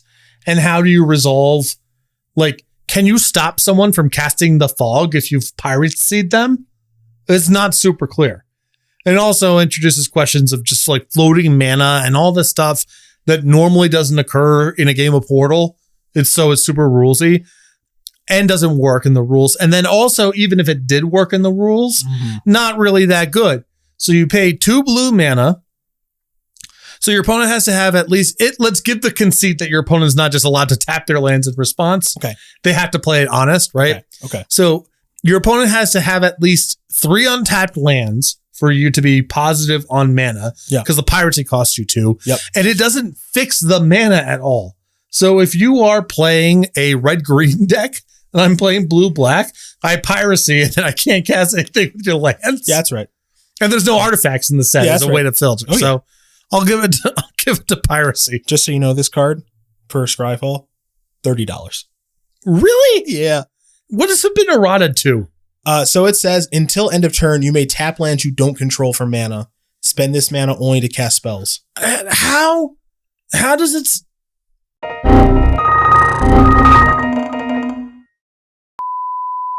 Your opponent can just tap their lands in response, right? There's not even mana burn anymore. Yeah, and it's a $30? Yeah, $30. What am I missing? Maybe because it's an old card and it's been printed in 2 sets. Okay. Portal Second Age and Starter. Okay. That's it. So maybe just because it's never going to be reprinted, obviously. Okay. Whatever. So for that reason alone. Okay. Yeah, I don't think they're going to bring this one back. Let's move on to the Doomblade Award for the best non-rare in the set. We have different answers, so I'll go first. I have Goblin Matron, which has a soft spot in my heart as a Goblins player in my late teens and early 20s. And it's just a pretty cool card. I'm not going to say it's the best non-rare in the set, but it's my favorite non-rare in the set. And it is also a very powerful card. Your answer is? Sleight of hand. Yes. It is. I like it a lot as a Portal design because it's very simple and straightforward. It isn't overly burdensome in the Portal experience. And then happens to have utility, in larger formats. It still gets played. We move on to the Aboro Palace in the Clouds Award for fun of one of in the set. Patrick found this one too, if you remember what you said. Deja vu. Yes, indeed. There's not really a lot of one-ofs in the set as such. No. But this is one that is actually kind of fun and you could justify playing a copy of sometimes. Burning Wish. Yeah. Ever heard of it? Yeah, exactly. Burning Wish for Deja Vu to get a card out of your graveyard. That's going through... Time Walk, Deja Vu, my Time Walk. Oh, yeah. Now we're cooking. The Mystic Confluence Award for the best vintage cube card in the set. My answer is Wildfire, because I find that one to be fun to cast in Vintage Cube.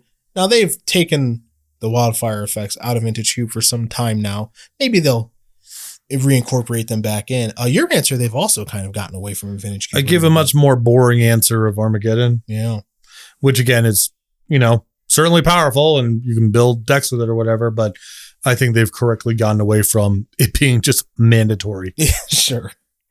We move on to the Smothering Tide Award for the best commander card in the set. My answer is Nature's Lore. Actually, I didn't do my requisite EDH rec homework. So I'm going to do this live on air real quick because that's normally the way that I answer this. Mm-hmm. So your answer... I'm openly hostile to EDH rec. Yes, you are. I don't care what you actually play. Yeah. I care about the spirit of the format. Yeah. And I'll give it to Wildfire. Okay. Very obviously a card with a lot of multiplayer context. So Wildfire comes in 10th place. Okay. In Portal Second Age. It's in 5,336 decks. I don't know if that's a lot or not. Yeah, neither do I, honestly. The number one answer here on EDH Rec is Goblin Matron. Okay. It's in over 47,000 decks. Okay, cool. So, but I'm going with Nature's Lore. And this is our way of saying, EDH Rec, you don't own us.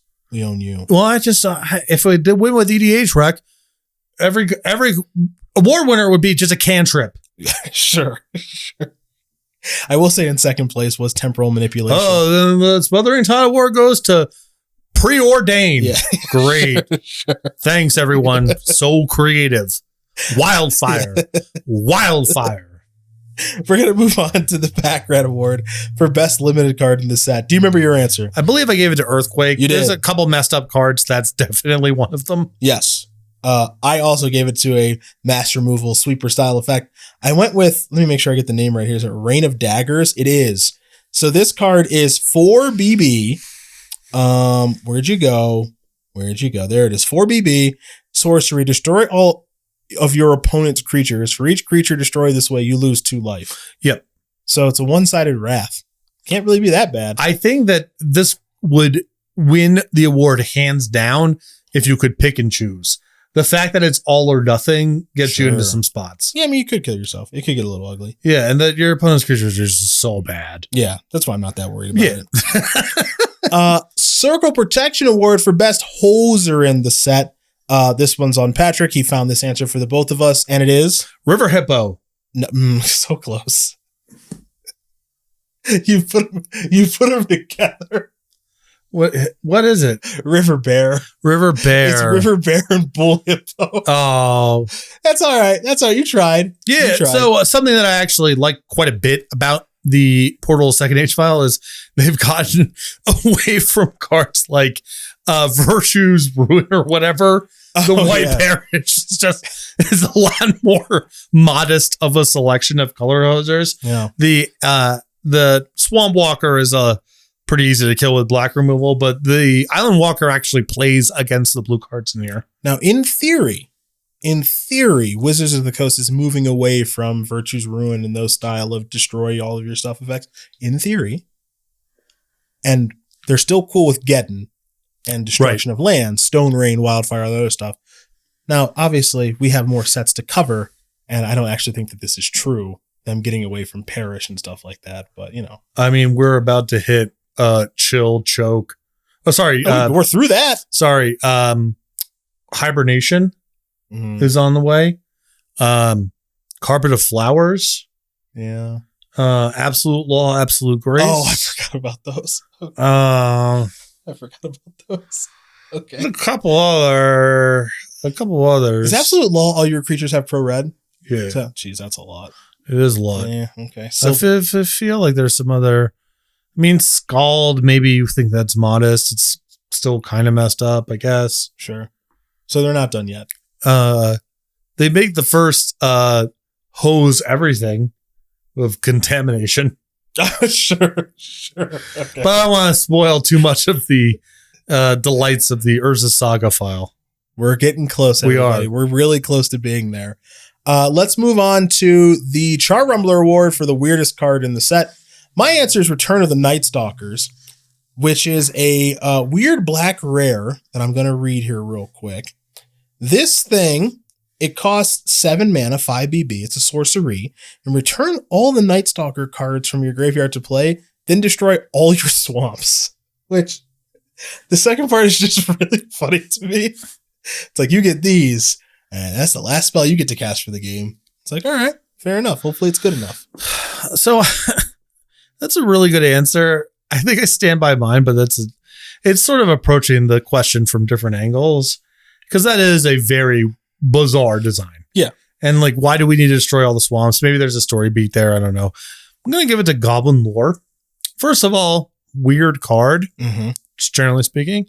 Second of all, really weird card to give to a new player. Sure. Like, so at least your card is first of all, it's really upfront about what it's asking you to do. Yep. And 2, the drawback is very transparent. Sure. This card has some amount of turn 2, cast this. Now I have no lands in my hand. Sure. Which again is, I think that's a strange card to give to a new player. Like, if you're going to err on the side of that, make it cost like 6 or 7. Sure. It just doesn't come up as much. But also a card that ended up having something of a tournament resume at various points in time too. Yeah, because a hollow one and dredge style stuff, right? It's also a weird card if like you're deep in a game and both have no cards in your hand, you draw Goblin Lore and you're just like, I don't know. Am I supposed to cast this? Well, the thing about it is well, I can't not cast it. Yeah. You don't know what's going to happen. I gotta let it rip. Yeah. Weirdo. Tiebreaker is I'm casting it. Sure. The tiebreaker is, well, I put it in my deck. So I guess I'm just gonna do this now. We're going to move on to the blank award for the best card name in the set. Your answer. Ravenous Rats. Yeah. You know, I didn't know you love this card as Well, much as you do. part of the reason that I love this name is Ravenous usually gets applied to like a big creature. Sure. Ravenous giant. Yeah. You can feel ravenous, right? It implies a certain level of size to have that level of hunger. Mm-hmm. And applying it to rats is like, what would that even mean? That's like a different approach on it. Also, I love this card. I know you do. I cast it so many times. Every time it's in limited, it's easily my most drafted common on Magic Online. I go second every single game. Win or lose, I don't care. I don't care at all. You got. I'm just so happy. You got your little taste. Yeah. With the rats. So Did you mulligan? yeah, that's I'm just already thinking about the next game. Yeah, it's over. It's over. It's over. I selected Denizen of the Deep because without saying anything else, you know that this thing is gigantic. Mhm. You know, so the name speaks for itself. Now, what is the draw background and everything else? Who knows? But it implies that there's a big thing going on. And in the instance of Denizen of the Deep, it is a blue card. It is a 8 mana 11/11. When Denizen of the Deep comes into play from your hand, return all other creatures from play to your hand. So, yeah, it basically bounces all of your stuff in exchange for an 11/11 that is extremely chump blockable. But who cares? It's huge. That's the story it's telling. Now, the John Avon Award for the best land artwork in the set. Your answer is So mountain number 3, I am a huge fan of land art. Maybe not planes so much, but certainly the other 4, because planes already kind of implies a certain level of often cultivation or civilization. One that gives you a little taste that there are people around. And that mountain has like what is clearly someone or something built a door or tunnel into the mountain. So it it's a very obviously it looks pretty isolated. The artwork kind of implies that it's up in the sky, but there's someone or something in there, which I love a lot of those basics. Well, my answer is plains number 3, which is obviously just right on the nose for us. Your favorite is a mountain. My favorite is a plains. Yeah. I like this plains because the sky is very blue. It's beautiful. And because the stretch of land that's leading to this castle there has some water in it. Yeah. I don't know if that's maybe that's a silly reason to like a thing, but it's a really good looking It's plains. a beautiful piece of art. Yeah, it's a really good looking plane. So Fred Fields, the illustrator there. Bravo, Fred. Realist Fury Award for most overhyped card during preview season and Tarmogoyf Award for most underhyped card during preview season. Yeah, no. We don't have that for a starter level set. So instead what we do is we throw it to our final part, which means, especially to the one select viewer out there, we have one thing left to do.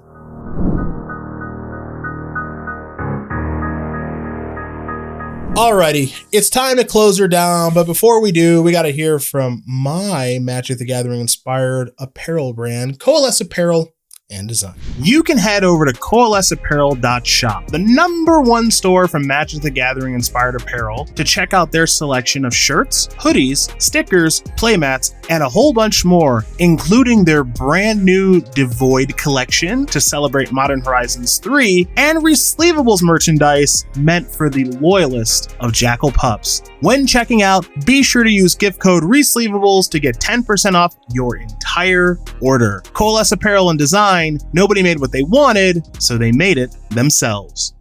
Alrighty, partner. What card won the set for you and why? I'm going to give it to Goblin Matron. Okay. Couple reasons. One is it's an advancement of the portal technology. Creature types are not just on here for the sake of having creature types. They call it out. Okay. And then second, Goblin Matron is one of the few cards in the set. There's the Goblin Lord. There's a few other examples. That's not overly, it's not a complicated card, but implies to you, think about building a deck. Don't just take the cards you own and slap them together. Think about constructing something, picking up your deck and looking through it and taking a card out of it is super fun. People love to tutor. Okay. The rate's pretty modest, but it can become very good if you're synergizing with creatures in play. And it's a card that's actually held up as a design too. And something I appreciate about the portal stuff, when the design can just start getting printed in expert sets and it holds up. Yep. That's not an easy thing to do because the complexity level is going to be prohibitive in certain respects. But Goblin Nature nails all of it. You know, that's a really good answer. Thanks, man. Yeah, that's a really good answer because it does make people ask themselves the questions of, okay, whether goblins are out there. Yeah. Right. Which is a fun question to unpack. Right. Right. Because this is also, I'm going to say pre-internet-ish. So you can't just really, and maybe you could, maybe someone in the YouTube comments will correct me, but you couldn't just go online and just be like goblins in the Scryfall and see all the ones you could find. So that means that like, if you're playing like your local store or something, or you start going to events and it's like, oh man, I've never seen that goblin before. Like, what's that from? It's probably cool. I think one of the level up moments for Magic players going from I've just started playing to I'm starting to sink my teeth into this a little bit is appreciating a card for something other than just what's in the text box. Okay. So I care about this card because it's a goblin, which means I can go find it with Goblin Region. Yep. I care about this card because it has 2 blue mana symbols on it, and I'm playing something that cares about devotion. Okay. Those moments of I'm sort of almost fourth walling it in a certain sense. I think that's often a big level up moment and feels very satisfying, engaging, in part because people can approach that from a bunch of different angles. There's a lot of different things in the game that you can care about, and allowing someone to latch on to like, oh, you remember that creature type thing that just looked like flavor text? Oh, actually it could matter quite a bit. And there's something there that you can build decks around. My answer is going to be Archangel because, I think one thing that's cool about a starter product like this, or kind of an introductory product, is like the cards that you cast can kind of feel like a side quest. So you're like, let's say you have like Archangel in your hand and you're new to the game and just new to trading card games in general. And it's like, man, once I get this thing to play, it's going to be tough for me to lose. Mm-hmm. Right. So 7 mana, 5/5 flying. Attacking doesn't cause Archangel to tap. It can attack and block, right? It's got this cool artwork and everything. And so it's big.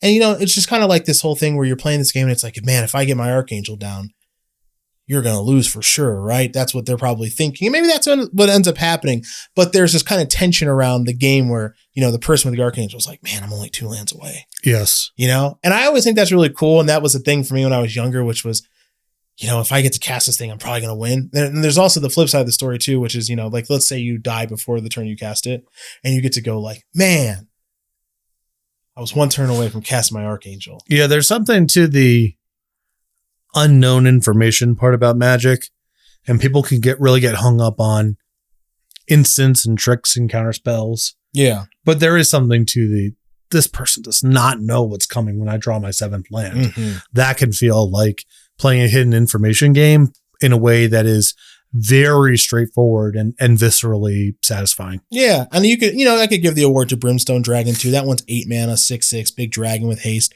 but just kind of like the big payoff cards. It's just like, man, you better watch out. Cause like, if I get to cast my Archangel, I'm going to get you. Cause like this thing's so big now, probably just gets killed by a terror or something, but I don't want to ruin the new player's experience. It's hard to kill that thing. They'll figure it out eventually. Yeah. It won't take that long. Don't worry. Sure. So I'm going to give it to Archangel. Now, the grade for the set. So I'm going to take a look at what I gave Portal. I gave Portal a 3. I'm going to give Portal Second Age. I'm going to go with 5. I think they did a nice job of correcting some of their mistakes from original Portal, especially the terminology change. Huge deal there. So no more intercepting. We're actually blocking now, which is really good. I really think the creature-worm, creature-bear, Obviously, that's had a huge impact on Magic. Whoever's idea that was, great idea. You know, having Armageddon in the set's stupid. Could we not do this in Stone Rain anymore? The answer is very clearly no. We're still not out of that phase of nonsense from Magic. But I don't know, flavor-wise, these cards are really cool. The storyline, as mentioned, they're building like not a ton of world building, kind of a, you know, write your own story thing, which I think is pretty cool. I want to give a huge shout out to the theme decks, the starter decks. Mm-hmm. They're all like on theme, makes sense, named well. The descriptions are corny, but whatever, you know, like it does a great job of targeting the new audience. And not every card in this set's perfect, but like the cards do look really cool. The artwork's cool. And it feels like, you know, outside of the wonkiness with like the instance, the sorcerers that you can play as an instant, because that's still not great. Outside of that, I don't know. I think they did a lot of nice things here. And I think they considerably improved on their mistakes from Portal. Yes. I also give Portal Second Age a 5. All right. I think the structural problems with the Portal sets at a top level, something of a hard cap on how good the set can be. Okay. But it's interesting to me that this came out 11 months after Portal 1, because to be able to digest and synthesize the mistakes and then come back and do it again and make a market improvement inside of a year, really incredible stuff. Yeah. The creature type stuff, the cleaning up of terminology, the some nod to world building without being overly prescriptive or too on top of it. I think all really good stuff. I also want to call out, this might be the most visually appealing collection of basic lands in Magic's history. They're really good lands. They're really great. Really good. Yeah. Yeah. No, that's a really good card. I think the cards look great overall in the set, the basic lands in particular. Mm-hmm. There are a handful of designs in here that are simple and printable in expert level products because they scale up in a way in more competitive formats or larger card pools like Goblin Matron, Sleight of Hand, that are not ruinous in the Portal experience. That's a hard thing to get right. Yep. I don't know how much intentionality is there because the cards weren't legal at the time, but it's still a nice little benefit kind of looking back and in retrospect. There is way, way less of the egregious color hoser stuff going on in here. Yep. There's a little bit of it, but it's not awful. Yep. And some of the stuff in the first Portal set was pretty bad. So again, it doesn't solve the structural problems. I don't even know how you would really do that in a physical product. I don't think it can really be done. And that is a strike of sorts. But for what it is, I think this is a very well executed set. To the scoreboard we shall go. If you've been joining us for a while, you already know that Alpha Beta Unlimited gets 10s from Patrick and I. We still haven't awarded a 10 anything else, but as we go through Fallen Empires 4th Edition, Ice Age, Chronicles, and other things, we did get some high grades and high marks to Alliances and Mirage, you especially with a 9 for Alliances and an 8 for Mirage, so kudos there. Tempest also did quite well with an 8 from me and a 6 from you, and I do think that the 5s that we've given Portal Second Age are, I think it's appropriate. This is not an easy set to make a 5. Yeah. Like just given the top level, what's going on here is really hard to execute. We're trying to thread this needle that maybe can't be done. Set that aside though. This is like I said, it's a huge step forward from Portal 1. Yeah. And doing that inside of a year is not simple. Seems like it was a big goal of theirs to improve on Portal pretty quickly to give a better new player experience, given the amount of time between the two sets, which Patrick has mentioned multiple times is 11 months. So kudos to them on that. All right, time to do some shilling. You know, you're watching this show, you're probably watching it on YouTube. And if you are, that's, of course, where you can find our most recent episodes of the Resleevables, in which we've gone over all of Tempest block. So that's Tempest, Stronghold, and Exodus. You can also find our most recent episodes, of the Resleevables Tournament Edition. So you can feel free to check those out if you want to watch some old Pro Tour gameplay and learn all about competitive play in Magic's history. You can find snippets of the Unsleeved podcast, which is our Patreon exclusive podcast, which we'll be talking about here in just a moment. And you can watch our Crack-a-Pack videos, which, you know, we got these Portal Second Age packs that people can win. Oh, yeah. And if you are interested in winning one of these packs, and when I say one of these packs, I really mean 2, because we had the extra one from the starter decks. You want to head over to patreon.com/theresleevables. You can find a variety of Patreon tiers that give access to our Unsleeved podcast, stickers, signed basic lands from the two of us. If you go to the $10 or $25 tiers, one of the benefits that you receive is that you're automatically entered into our pack openings when we do the Crack-A-Packs. We always get at least two. One we open and the other we send to one of our Patreons at the $10 or $25 levels. Now, and this is one of the times where we're actually going to be giving out 2 packs because we had the extra one. This is all completely automated. You don't need to send us any sort of email or sign up for it or really be paying attention. It's all fully automated through the Patreon process. So if you're interested in winning one of these booster packs, just head over to patreon.com/theresleevables and sign up for the $10 or $25 tier. As Patrick did mention with our Patreon, we got various different tiers, $10, $25, $3, $5. Find a tier that works for you. Our Unsleeved podcast, which is the podcast that we do every week, is a Patreon exclusive, which means you can find the full episodes only on there as far as up-to-date is concerned. We also have a new fun feature for our $10 and $25 Jackal Pups to leave us a voicemail via SpeakPipe. And they're into it. They like it. It's fun. I can't wait to see where it goes. So if you're into leaving us voicemails about who knows what, that's also a thing you can do over at patreon.com/theresleevables. If you enjoy yourself some Twitter, you can follow us on Twitter at theresleevables as well, where we're going to be posting, behind the scenes stuff that we do up to and including, and I got bad news for you. So our patrons know this. Oh, no. Oh, yeah. This is salted caramel toothpaste.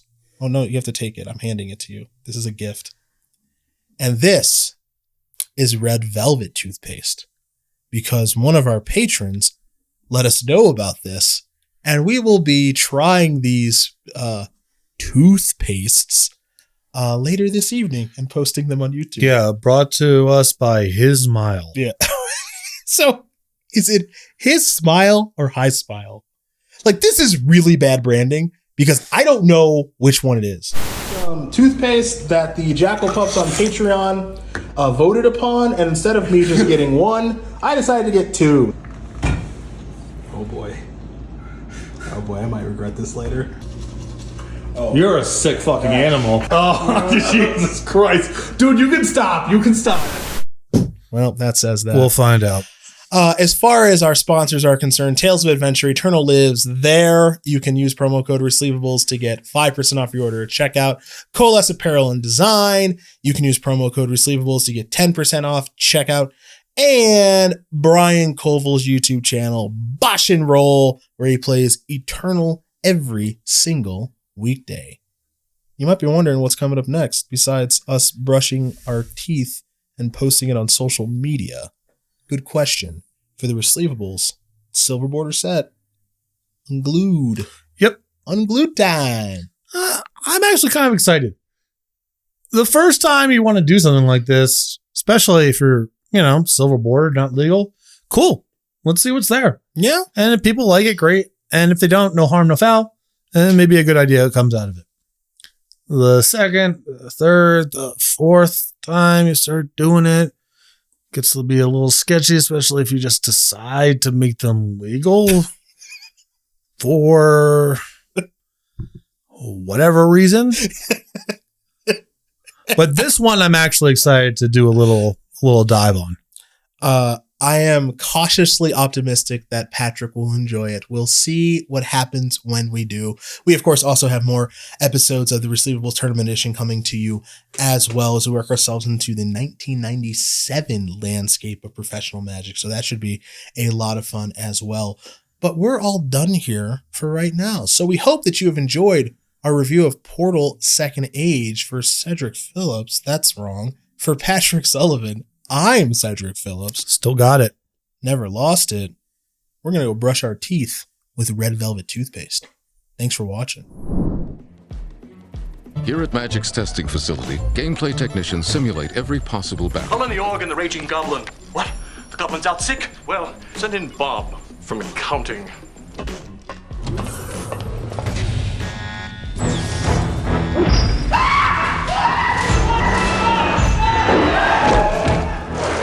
I'd say the first round goes to the orc. Magic the Gathering. Beat your friends.